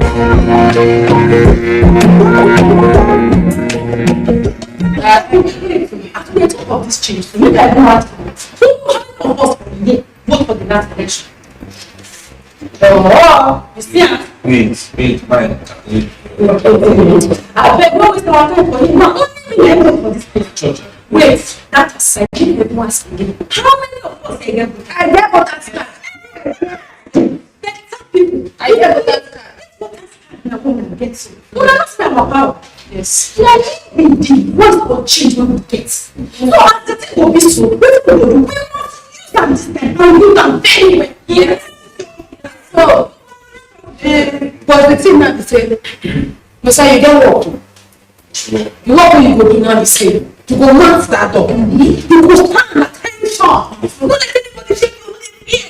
The thing is say, no PPP, no NTA, no India nothing of food. Now Me, you look not happy, shaking champion. There is nobody shaking. You won't shake me. I don't really shake. People cannot first show you us.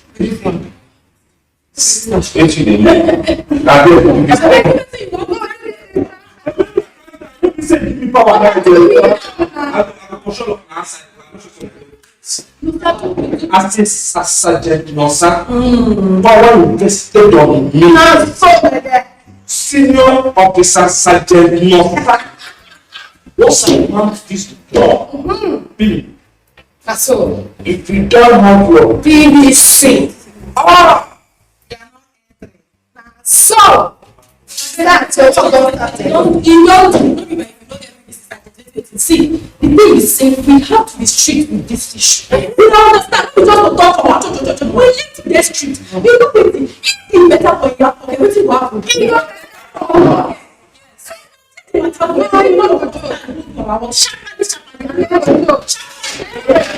Yes. All I do is win. I wake up, I win. I close my eyes, and I win. You got a match, girlfriend.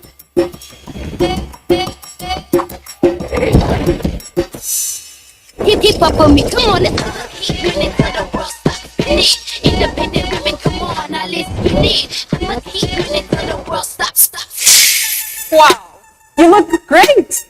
Did you just come from the salon? Darling Superstar, great that takes the lawn fresh no matter what.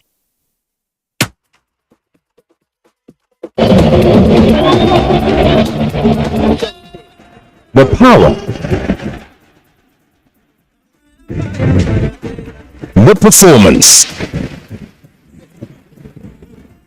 Concentrated power. Concentrated performance. The partnership of concentrated power. Salty, the official regional partner of Paris Saint-Germain. It's scary, isn't it? Putting yourself out there, ignoring the voices telling you can't. Will you step aside, or will you fall for it? After all, what's the worst that could happen? So, keep trying. Don't stop. Believe in yourself and go for it. Pilot Data, available in many variants to nourish you every step of the way. Looking fresh for your date? Get even fresher with Close Up. New Close Up Triple Fresh formula. It cleans deeply, fights 99% of bacteria, and cools intensely, keeping you protected and fresh. Let's take a picture. Still fresh, still protected. Feeling cool and protected. All day confidence to get close. New Close Up Triple Fresh formula. You're always running around. Keeping up with you needs a comforting touch from Huggies with the right stretch for how much you move. Huggies pants comfortably fit baby's tummy. Their 360-degree comfort fit waistband makes them easy to open and pull off and on, so baby can keep on exploring and you keep doing great, Mom. Now in a new look pack. Of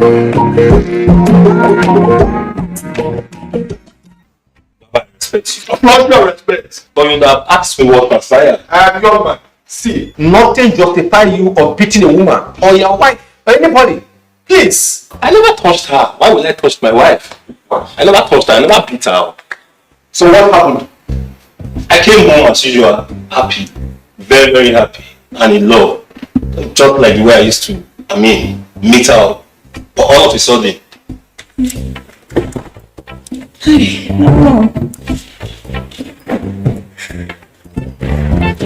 I like this one. It's like I saw this one.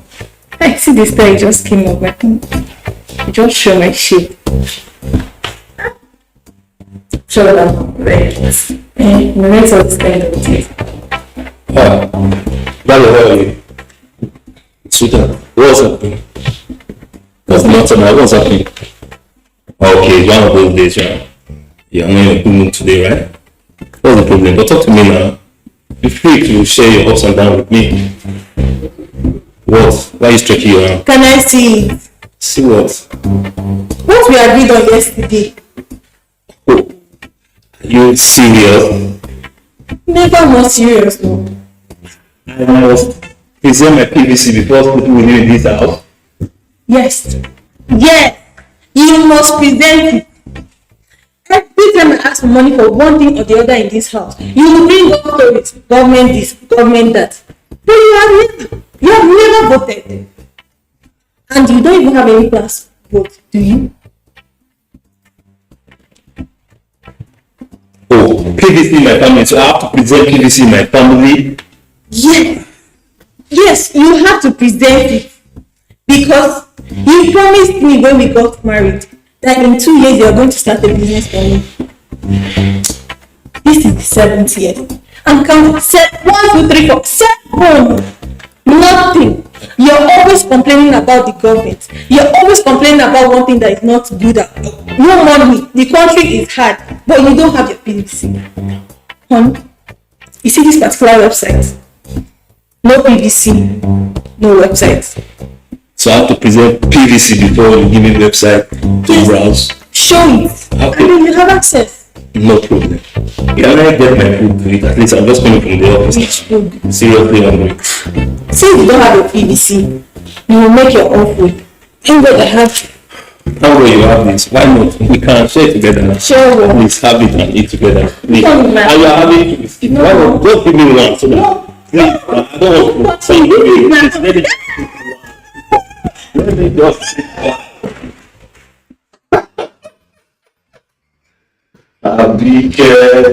So that one.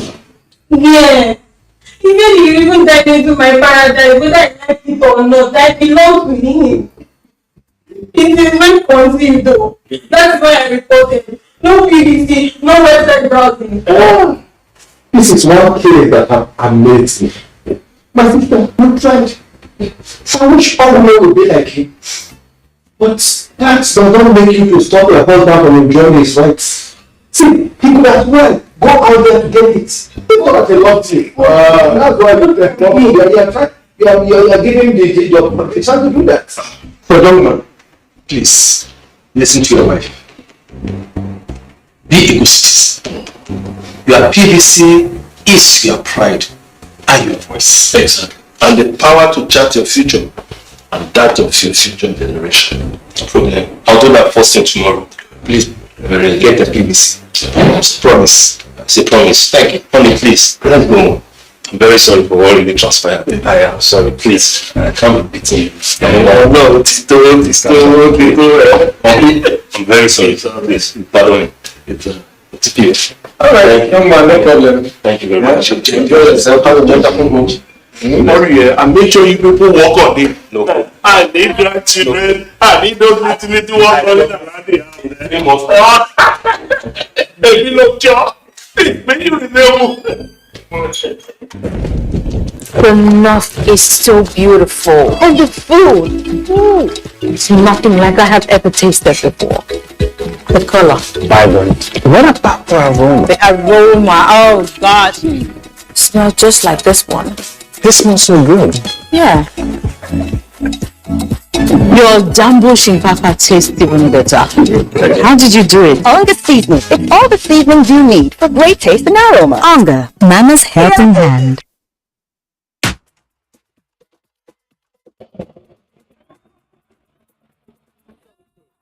The power. The performance. Concentrated power.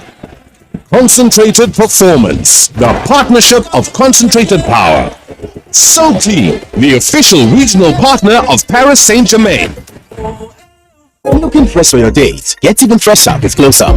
New Close Up Triple Fresh formula. It cleans deeply, fights 99% of bacteria, and cools intensely, keeping you protected and fresh. Let's take a picture.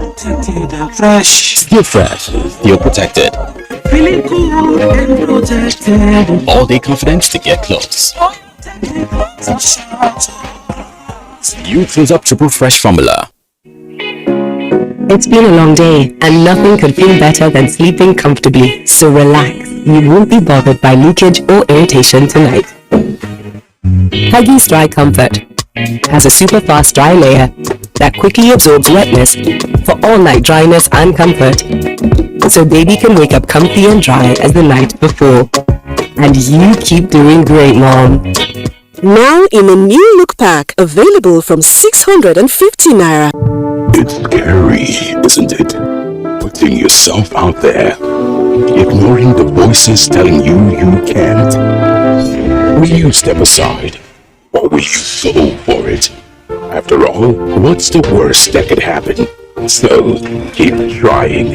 Don't stop. Believe in yourself and go for it.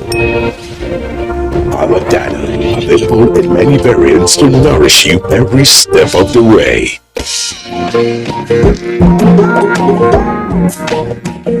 Mr. Tiller, your sister reminds me of Abba Women's Riot of 1920. Honestly, the women are meant to be the weaker sex. But see, I have come to respect their inner strength. Weak? Did you say weak? That's what they say. That's a bad line. It is men that created that auto thing. See, Sotumba, working as a police officer over the years have exposed me to behaviors of men that have changed my mindset. Even physically, women are beating men. What are you saying? They are not even killing or dismembering the men. You know that. Look, the one that even amazes me is that we, the men, we are now supposed to be unemotional. We cannot cry. In fact, we shouldn't cry. That is why we die quickly. We are meant to swallow our pains, no tears. We are heartbroken, but we are not allowed to cry. So how do we now solve our problem? We now go to the nearest beer parlor to try and wash the whole pain down with beer. It doesn't solve the problem. Does the beer really wash? You and I know that the beer does not really wash down anything. My friend, let me tell you something. Each time people come to my office, men and women, I always advise them, cry out loud. Cry out loud. Cry. It's good for your health. You will not be dying. Men are dying anyhow these days. Well, your sister was right. But that he went too far. Don't mind that one. Our own is that she is still very young and strong. Her blood is hot. She reminds me of my brother. Justice now, justice now. That's what they want. Well, thank you very much, Mr. Tumba. We really have a wonderful day. It's you that I appreciate you more. I thank you. Every time I come, you always answer me. Thank you. I want to go to Yamodina shop. I want to try and know something. I think I would like to join you. That would be a nice idea. Okay, let me. It's been a long time you came to that. Let's also go together. All right.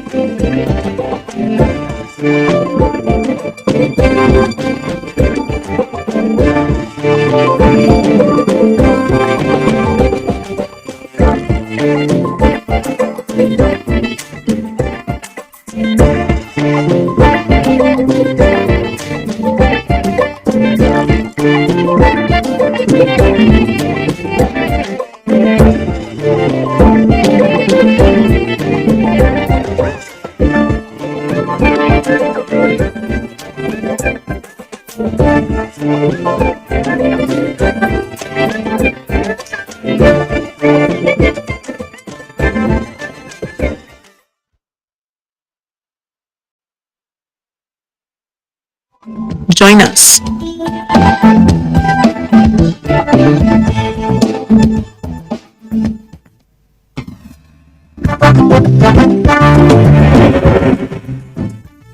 And there's the start again.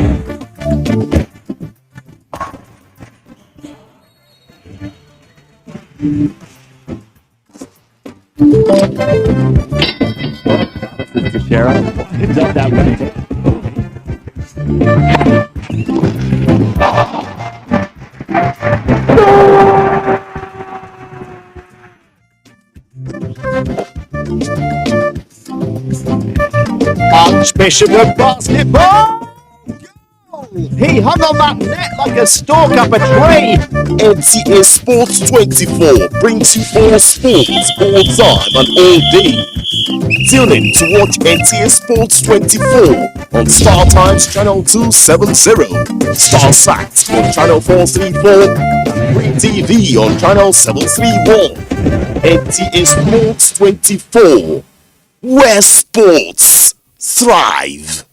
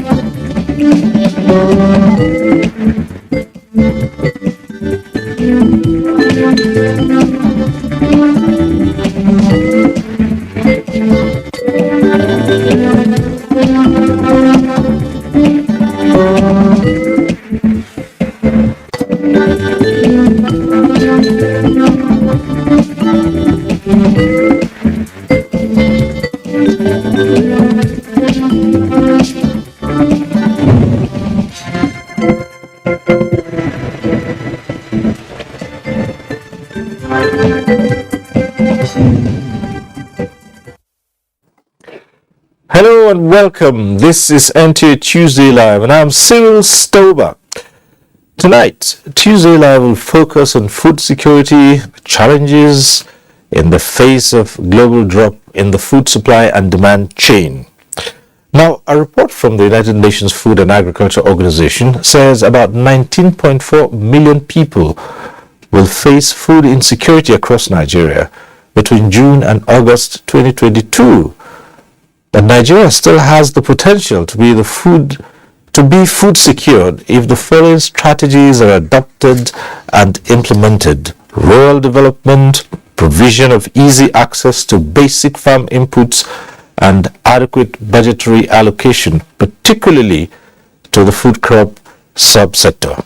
Now, global politics and instability in most predominantly crop cultivating destinations, coupled with insecurity in Nigeria, are some of the contributory factors limiting the production and distribution of farm produce, with growing hardship across consumption and production zones. Tuesday Live tonight will carefully examine the increasing and disturbing challenges and how these excruciating factors could be mitigated.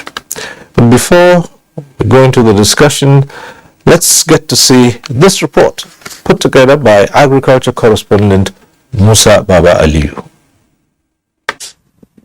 This is what most farmers go through to produce over 70% of the food Nigerians consume daily. The whole process requires great concentration, manually demanding, and energy and stamina snapping. Most of them use recycled seeds with low yield output and manure to boost production. In spite of all this, they are rated as the backbone of the country's food chain. Subsistence farming is not enough to keep the family anymore. We have to make it an agribusiness. We have to make agriculture a dignified vocation for everybody. And if we're not using ICT, we're not using simple improved technology, there's no way we can increase production. Between 2015 and 2020, certain percentage of the smallholder farmers enjoyed some support from the federal government. The support were in three phases: the Presidential Fertilizer Initiative that brought down the price of fertilizer from 12 to 5,500 naira; the Anchor Borrowers Program, which provided financial support and input as loan to farmers; interventions coming through the Federal Ministry of Agriculture from donor agencies, World Bank and African Development Bank. Mr. President, His Excellency Muhammadu Buhari has really pumped more money in the agri sector than any of the previous administrations. And we can see from the achievement that the ministry has made in the last 5-6 years. Today, Nigeria is self-sufficient in rice production. Nigeria is #1 in rice production in Africa. Nigeria has done so much in the area of improving the production of grains such as rice, maize, soybeans, and the rest of it. We have now put in place what we call spin-off companies for all our research institutes. Now, our spin-off companies will now be their responsibility to make sure that their research findings are not in the shelf. It is a separate, independent but integral part of the agricultural research system. However, the outbreak of COVID-19, communal clashes, banditry, coupled with the high cost of input, are gradually overshadowing the success so far recorded in the agricultural sector. For instance, The war in Russia and Ukraine has affected fertilizer production in the country, with a bag going above 30,000 naira. Investigation further indicates that close to 40% of farming communities in Zamfara, Katsina, Sokoto, Kebbi, Benue, and Niger states are being threatened by terrorists. Drought, flood, and erosion as a result of climate change are other threats to food security. The Nigerian Meteorological Agency has warned that some states in the northeast, southwest, and southeast may record heavy rains that could lead to flooding. We have a lot of flooding now. We're not talking about harvesting the rain. We're not talking about having simple dams in our farm, affordable one, so that when there's seizure of rain, we will be able to feed the farms with it. Some food processors have warned that the price of food items, especially rice and maize, could go above 30,000 naira next year if three issues are not addressed. The issues are security for farmers, palliative to reduce the high cost of input, especially fertilizer, and subsidy on power and diesel for processors and transporters of agricultural produce. Musa Aliyu, NTA News.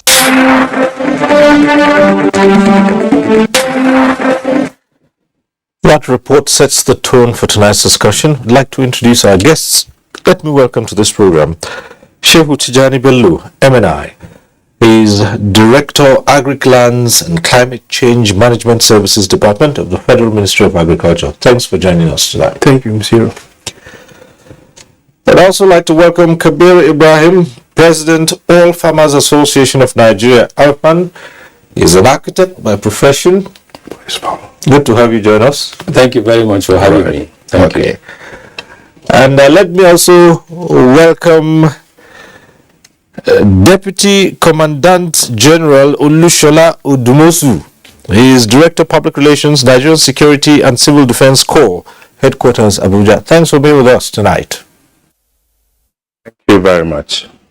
And also joining us tonight is Professor Abba Gambo, Dean Faculty of Agriculture, Yobe State University, and a renowned Professor of Agronomy. Prof, good to see you tonight. Thank you, Cyril. How is my sister doing? Okay. We'll talk after the program. So, again, if you're familiar with NTA Tuesday Live, at some point in time you can get to be part of the discussion in the studio. We'll remind you of the procedure at that time. But for now, let's start off by looking at the role of the Federal Ministry of Agriculture, government per se, in supporting farmers directly with specifics. And now I'm talking about high-yielding seedlings from the point where the crops are planted, harvesting, right to the end buyer, the consumers. So let's start off with the Director of Agri-Lands and Climate Change Management Services in the Federal Ministry of Agriculture. Let's look at the role of thank you very much, Mr. Sir. Just as my minister have said, when he spoke when you spoke to him just before we came on air, yes, on the report he was that was first said. Federal Ministry of Agriculture, and let me say Nigerian government as a government, have actually done very well for agriculture, especially from 2015 up to this moment.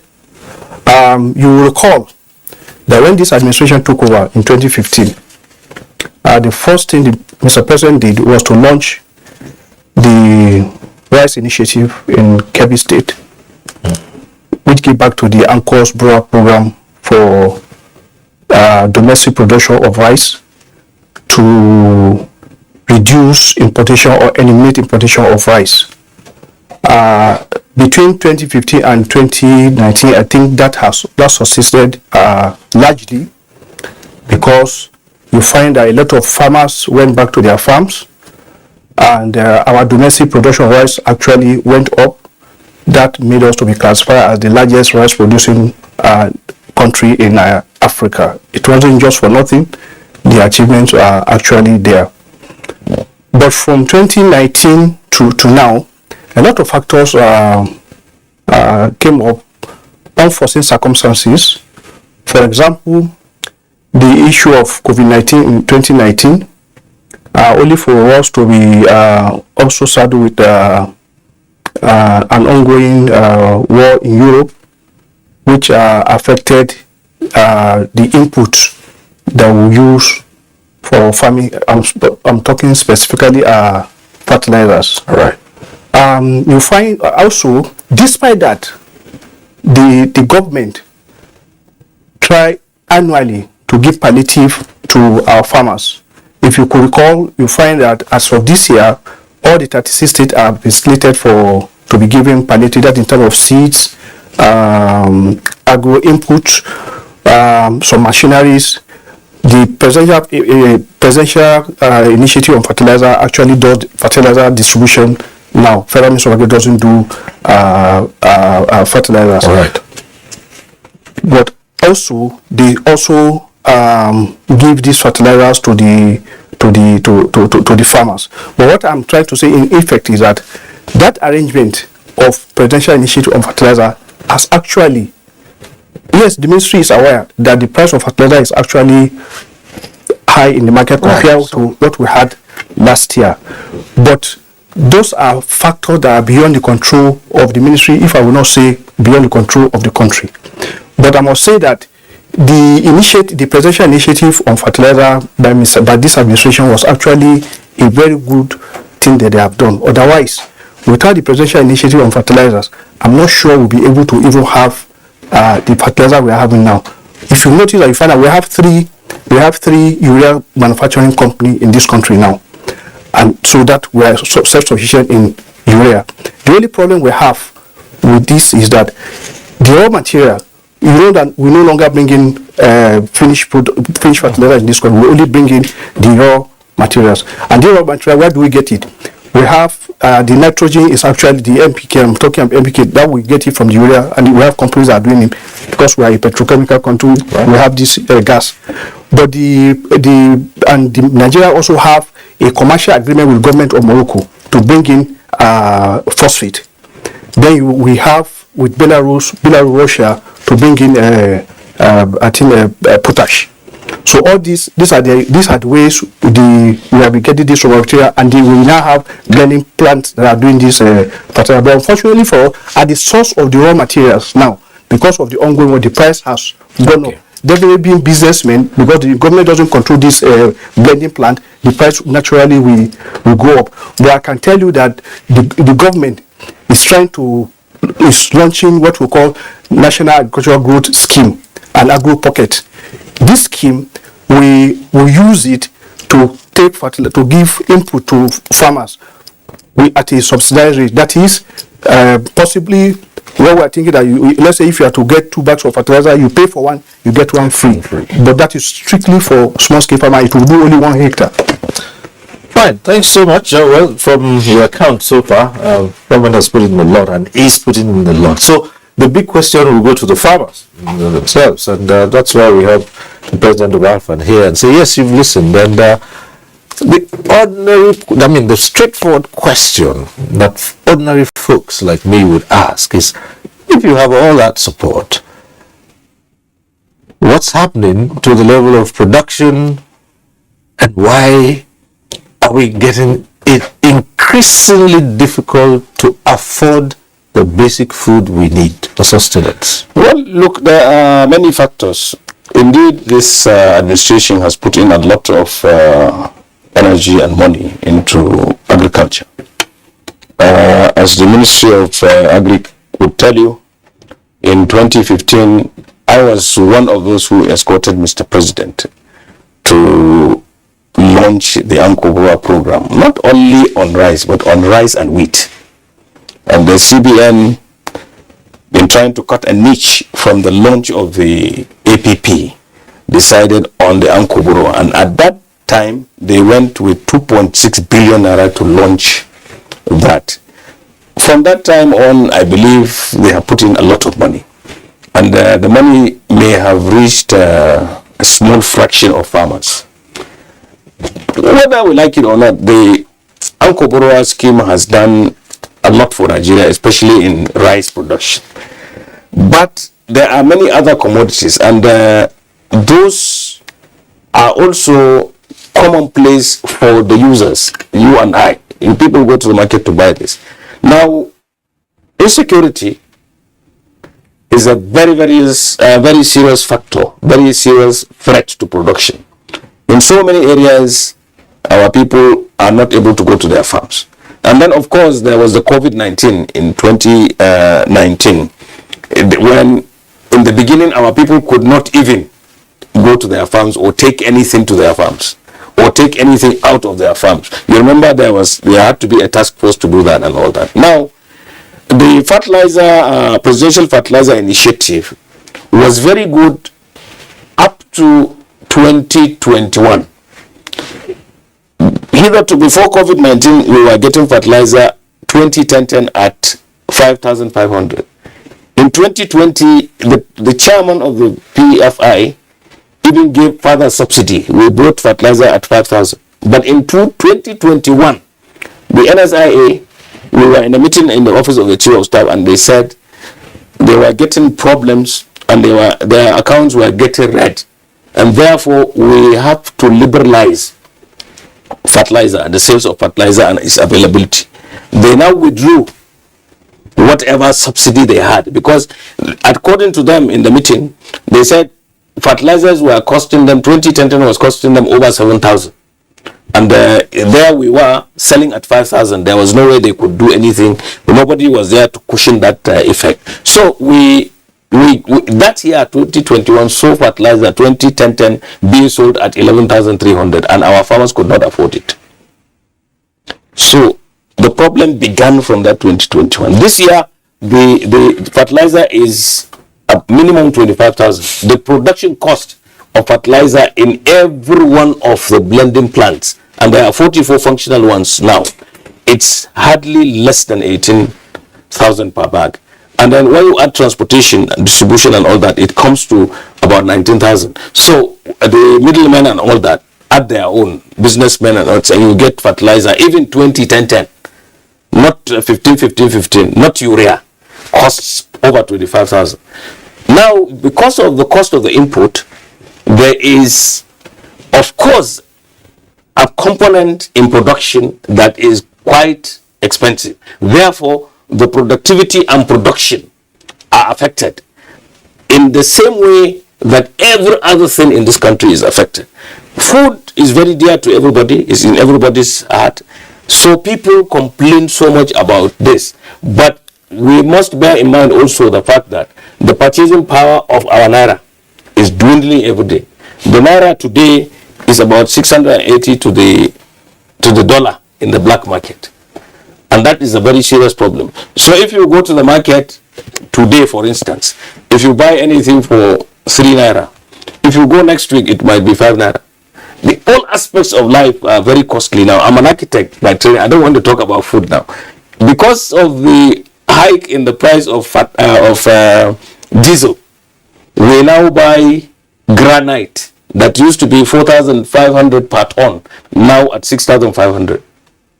So the whole thing is a gamut of so many factors that will affect the price of food. And then we must bear in mind that this issue is also global now. In the United States today, the inflation rate in the last 40 years has never reached what it is today. It's 9.1. For food, inflation in Nigeria is about 20 point something, and that is very, very serious. On other aspects, like construction, that I told you, is about 18.6, and that kind of thing is it will even bring down everybody's purchasing power, and that is the problem that we have. I want to talk about the support that is coming from the Federal Ministry of Agriculture. For me, I am not aware that of the quantum of the support, and I'm not aware of the channels that the support takes to reach the farmers. I know that there are federal directors of agriculture in every state, and I know that our farmers work with them. but I have not seen the support, and I don't know the quantum.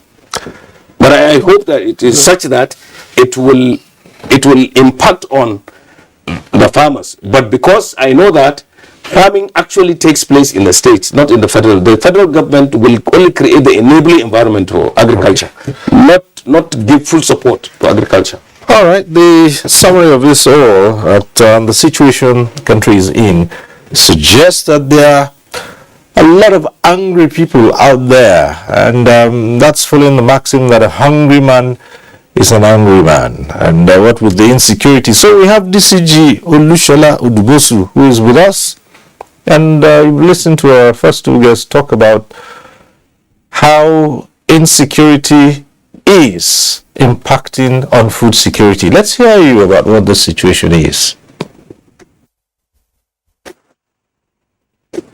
First and foremost, let me correct the rank you're giving to me. I am Deputy Commandant of Corps, not a Deputy Commandant General.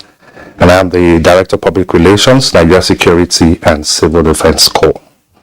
And having said that, going from the angle of security, which is the main reason why I'm here, I want to say categorically that the federal government have invested so much, just like the Ministry of Agriculture have said.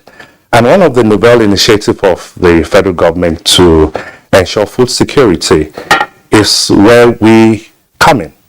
And we have the Agro Rangers unit, which is a unit under the Nigeria Security and Civil Defense Corps that was birthed during the tenure of the former Minister of Agriculture, Chief Howdy Obey, as well as in collaboration with his interior counterparts, General Dambazao at that time.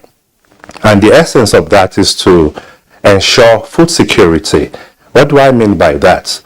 The Agro Rangers is created to protect farmers and their investments, and there was a time in the country where we had an escalation of violent clashes between farmers and herders. And not only that, there was a time that farmers could no longer go to farm due to fear of attack by criminals, especially kidnappers. So the essence of creating the Agro Rangers unit is to forestall every attack on farmers. And by that, we're able to boost farmers' confidence for them to be able to go to farm. And as beautiful as the initiative is, we have been able to restore farmers' confidence. And not only that, we give also protection to the agrarian community. In most parts of the states in the Northeast, you will find our presence, especially where we have to wake up in the morning with the farmers. We escort the farmers to their farms, stay with them on their farms, and watch over them till after they are done with the work for the day, and we see them back to their various houses. The essence of this is to ensure that farmers are protected, and to be able to boost production, which is the intention of the federal government, and that we have keyed in. When the program started, we were able to train about 5,000 personnel, and of course after that training in our college in Katsina, we were trained actually by the military, and the training was very rigorous. And the members of the unit were drawn from the armed squad of the NSCDC. So it was more of, an intense training to be able to, take advantage of, the initiative of government to boost production. And, food is the, source of livelihood of every Nigerian. And that is what I imagine that every responsible government should do, and that is what the federal government did. And of course, we are living up to our responsibility in different parts of the country. In Borno, for instance, you will find the presence of NSCDC in most of the farmlands. Farmers no longer have to be afraid of going to their farms because NSCDC officers are well positioned, and we don't just follow them to the farms. When the new Commandant General of Nigeria Security and Civil Defense, Dr. Hamid Abubakar Howdy, PhD MNI, when he came on board, he reinvigorated that department. He conducted, more training and retraining for the personnel. In fact, he even expanded the scope. And part of the things that were militating against their efficient performance were some, operational equipments, which of course, to the best of his ability, was able to equip them, provided vehicles. That's aside from the support we get from some of the state government where our personnel are deployed. And I'm happy to tell you that, so far, we're doing our best in different parts of the Northeast. We have even set up base camp. Now, the essence of the base camp is to ensure that the personnel that are in agro ranges, they can be easily reached in case of any invasion by any assailants at the farm, so that it will be easy for us to do reinforcement. And to that extent, I think we can give it to the federal government on the plans for food security. All right, we'll return to you as we go on and check out some of these things you've talked about. But let's go to Professor Abba Gambo now. And Prof, you are the agronomist. So tell us, what status would you say Nigeria has in terms of food security? And then when we start from there, we'll look at the factors that we've talked about. And let's hear your impression of what's been going on from the point of view of what the state has done, what the farmers are doing, and how some of global situations are affecting, and not forgetting our own internal problems as well. Thank you very much, Cyril. The questions are a kind of holistic, so I want to just take a holistic and a practical way of managing the agricultural system. Presently, the agricultural value chain in Nigeria is the same all over the world. Land clearing is the first. Then you now come and plant when the season is right. Secondly, you apply fertilizer. And then when you apply fertilizer, you make sure that you weed the farm. Then thirdly, you look out for any infestation of pests or diseases, and then you control them. And then as you grow, you are now going to harvest. And then after harvest, you either take it to the market or you store it, or if there is an agro-processing facility anywhere, you can also process it. That is the whole of the agricultural value chain all over the world. Let's take the present status. What is happening now? For land clearing, the tractor uses diesel. Last year, diesel at the tractor was 7,000 per hour for a farmer to pay so that his land would be plowed and harrowed. This year, as I'm talking to you, Cyril, the tractor is 50,000 naira per hour. From 7,000 naira per hour last year is 50,000 naira per hour. So you now look at how the farmers can, if you are talking about 4 hours, you're talking about 200,000, etc. So there is a big challenge there. Then still across the agricultural value chain as you're moving, planting. Most farmers do not have access to what we call hybrid seeds.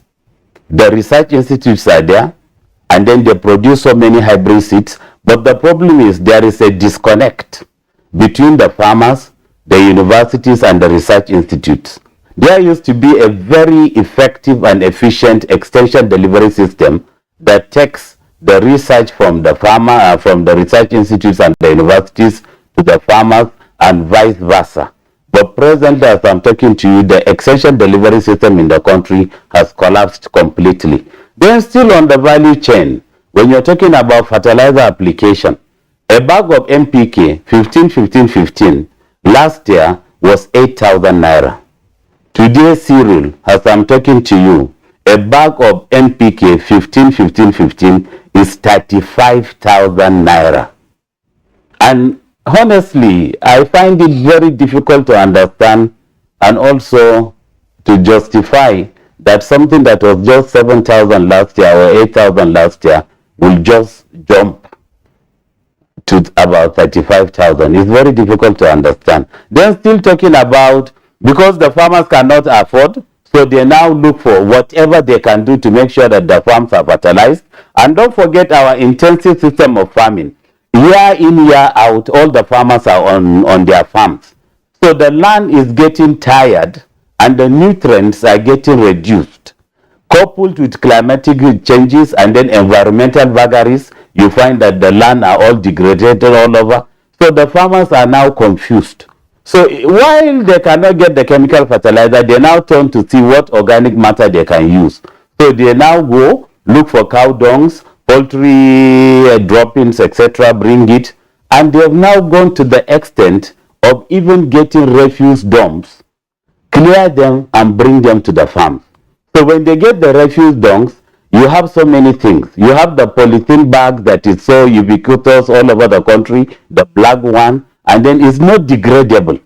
So it's applied to the farm. Then so many other things are brought, and this has caused the situation of army worms presently, most especially in Bauchi State, and particularly in Katagun local government area. Somebody spoke to me and he had army worms on his farm. I said, please, can you just snap the picture of the worm and send it to us? We did an analysis, we got it right, and we told him this is what to apply. He applied. In the morning, he went to the farm, and then he saw all the worms were dead. And he called me, Prof, thank you very much. All the worms are dead. Now what do I do? Do I pack them away? I said, no, leave them. They will add organic manure to the farms. But then, Cyril, the problem is most people do not have access to the chemicals that can kill the worms. So they now go to crude methods of getting diesel. When to the mechanics, when the car is the diesel is worn out, that is being changed, they take it, they add some petrol onto it, they add some little salt, they add water, and then they spray on their crops, thinking that it will destroy everything, the worms. But then in the morning when they go, the worms are dead, and so are the crops. Then, of course, let's go international a little bit. The Russian-Ukraine war. These two countries, Cyril, can actually feed the whole world. Unfortunately, they are fighting. Ukraine alone services about 45 countries, about 45 countries, about 45 countries, about 45 countries, about 45 countries, about 45 countries, about 45 countries, etc. Okay, I think we're losing the audio there on Professor Abagabu. We'll try to fix that glitch and come back, because it's just reeling out some very vital statistics there, which we need on this program. Well, Prof, we'll return to you just as soon as we fix that glitch. But let me come back to the Director of Agric Lands here, and this is a dire situation we're in now. Apart from the challenges of the Russia-Ukraine war, we also have our security challenges in here, and it was expected that at this time, when fertilizer had a little bit stabilized for the farmers, Nigeria would have made deeper inroads into producing and relying less and less on the importation of the other components. How far about that? Thank you very much. I think we have to appreciate the fact that we moved from wholesome importation of fertilizer to importation of raw materials for fertilizer, meaning that we're on our way to being domestically self-sufficient in production of fertilizers. As I'm speaking to you, because of our experience of what is happening in Europe, the country is looking inward to see where we can aggregate phosphate and potassium so that we depend less on the importation of these raw materials. It's not as if we don't have them, but we have not been able to aggregate the quantity we need that will make us to be producing this fertilizer locally. But with this scenario of this war and what it means for a country to have to depend on other countries to get to fix its agricultural value chain, this has been accelerated. And you know, private companies, when they know that there's money to be made, they will actually invest in getting the raw material, because what has been stalling investment on fertilizer has always been government intervention. Now that the sector has been basically liberalized, I think we will get more of investment. All we need to do now is to diversify the source of our raw materials. If we can diversify the source of raw material, definitely the price will come down. So, and that is what I can say about that. But quickly, let me say something about what Professor said about the armyworm. The ministry has received report on armyworm investigation on some of our farms. I think in Jigawa, Bauchi, and maybe I'm just hearing that there should be. We have our pest control unit that has been given the responsibility to handle the issue of the infestation. But you see, the problem is that agriculture is on the concurrent list. Except we get report from the states, it's difficult for federal government to act. And when we used to have the ADPs, when they were very active, normally it's the extension officer. The farmer will report to the extension officer, who will report to the director of extension in the states, who will report to the director of extension in the federal level, if it is something he cannot handle within their state. Yeah. But unfortunately, all these gaps have been noticed, and we are trying to bring them back to what it used to be. As soon as the policy on extension is passed, so some of these gaps will be filled, and the synergy between the state and federal government on agricultural production will is streamlined. All right, we have a couple of reports, and we'll take the first one now from Lagos. This one is by Diana Ajali. Food is one of the major sustenance of man, as life survival depends largely on it. Price then was like maybe 10,000 naira, 12,000 naira, but now it's 30,000 naira. Look at the common pomo that has no value. Now, pomo now you can't get pomo of 200 naira now. Even if you see the one of 200, you won't be able to use it to cook for yourself. Those who are actually in the remote areas producing this food, they are being threatened, they are now safe. So some of them have even abandoned their work and for the safety of their life. And then actually putting pressure on the availability of food. Experts believe Nigeria still has the potential to be food secured. We have to get our people back on the farm. We have to make the farms secured. We also need to upgrade them. We have to generate a new generation of farmers who can use science and technology to produce optimally. Any effects of Russia-Ukraine war? The two countries are the powerhouse of food production in the world, producing over 30% of the grains, cereals we consume, and then oilseed. So the destruction caused by the war is actually affecting everywhere in the world. Respondents, however, appeal to government at all levels and relevant authorities to ensure safety of farmers across the country, as well as appropriate measures that will help in curbing various logistic challenges, which will in turn help in the reduction of food prices and increase food security. In Lagos, Diana Ajale.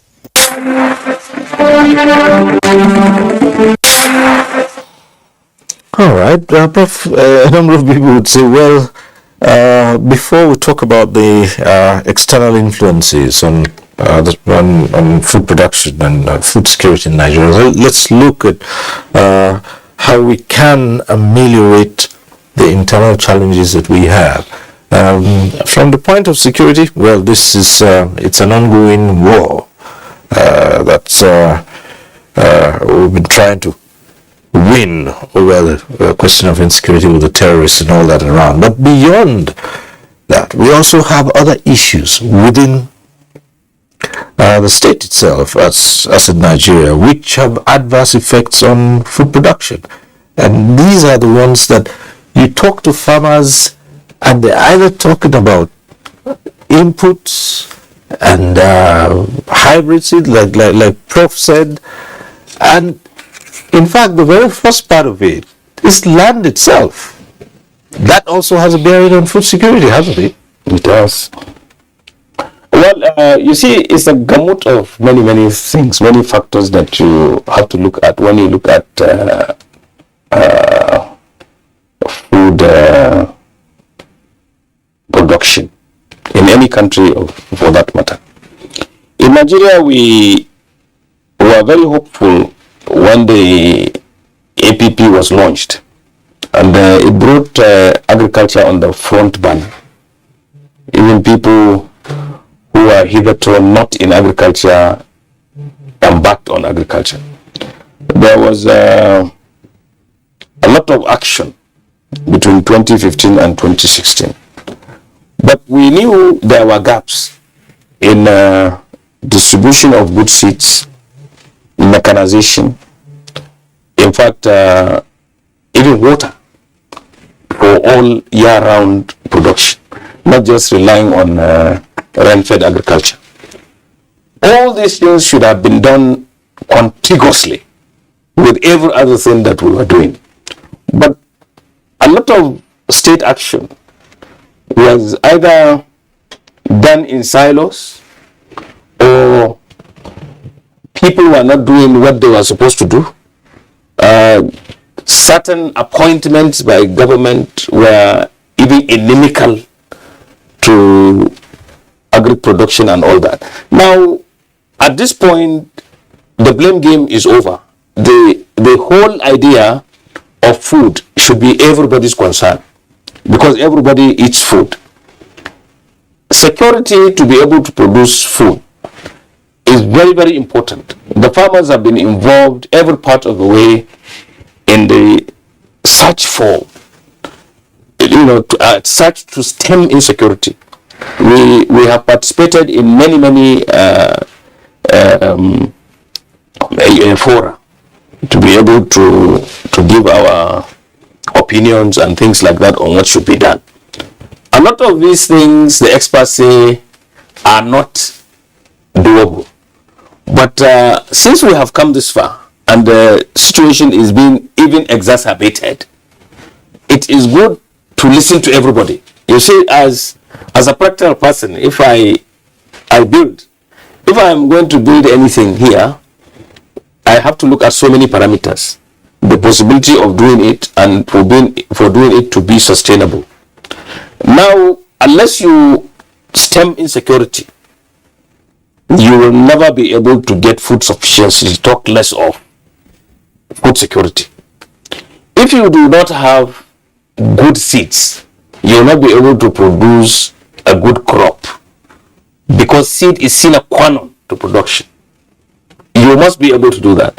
You will not be able to do as much as the other countries that we look upon as the food basket of the world if we do not mechanize.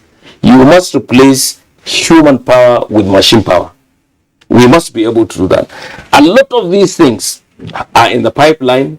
They are work in progress. From 2017, if you recall, we had been talking about mechanization, borrowing 1.1 billion worth of farm equipment from Brazil. Up to this moment I'm talking to you, it's not here. The question of seed, for instance, I am a member of the Seed Council. There are many seed companies producing seeds and they have licenses, and we went around. I was in charge of the seed companies in the Northwest. We went, we saw everything that they were doing. We advised here and there, and they are working. But they are not being patronized even by government. Even when government is saying that it's going to support with seeds, where is it buying the seed from? I have reports from the seed company from Sudan, from some of the seed companies that I go to, that they don't have that patronage. So if you don't patronize them, and you have the government has the regulation, because we passed the Seed Act 2019, and it is supposed to even punish anybody who does anything untoward with seed, and nobody is supposed to come and to bring in seed from anywhere. But in certain circumstances, we have seen, for instance, for wheat, CBN brought 13,000 metric tons of seed wheat, and they launched it in Plateau State. They bought it from Mexico. Mexico, yes, they have the expertise, they have the competence to be able to produce that seed. But why don't you encourage the Lake Chad Research Institute to be working, and they fund them very well so that they do it very well? Why don't you look at other seed companies and entrepreneurs to get into that? So you see, when you miss the missing link between all these activities and you start working in silos, you will have a problem. You see, the Federal Ministry of Agriculture is the institution that has the mandate for agriculture. But you find what the CBN is doing, the kind of money that it is spending on agriculture, is manifold times of, the budget of agriculture. And then you see one day Nalda came in. Nalda, instead of doing working with him in agric lands and expanding the cultivable land, they were doing integrated farms all over the place. They did one in Katsina which the president launched. Go there. Nothing is working. I was there myself. Nothing is working there. So all that money that we have been doing these things with should have been channeled properly, and it should be institutionalized. The intervention from CBN, the Delta issue, whatever, they should be institutionalized so that you can ask questions. If the CBN governor leaves today, do you think the CBN will act in the same way that it is acting in terms of the Ankogura and all that? So rather those funds are channeled through the Ministry of Agriculture? Not necessarily the funds, the actions. The actions. Yeah, because see, the Federal Ministry of Agriculture will not certainly give loan. Right. His mandate is not to give loan, right, but it can ascertain that the loan gets to the right farmers. Fine. Okay, we'll look at that in greater detail. But let's go back to Deputy Command of Corps, Olufela Odumosu. And I'd like you to talk in greater detail on the issue of agro rangers, okay? And the collaboration with the farming population. And Nigeria is such a vast country, and this, from my understanding, is very serious business, serious stuff. So tell us more about it. Like I said earlier, the Agro Rangers is the initiative of government to guarantee food sufficiency, and when they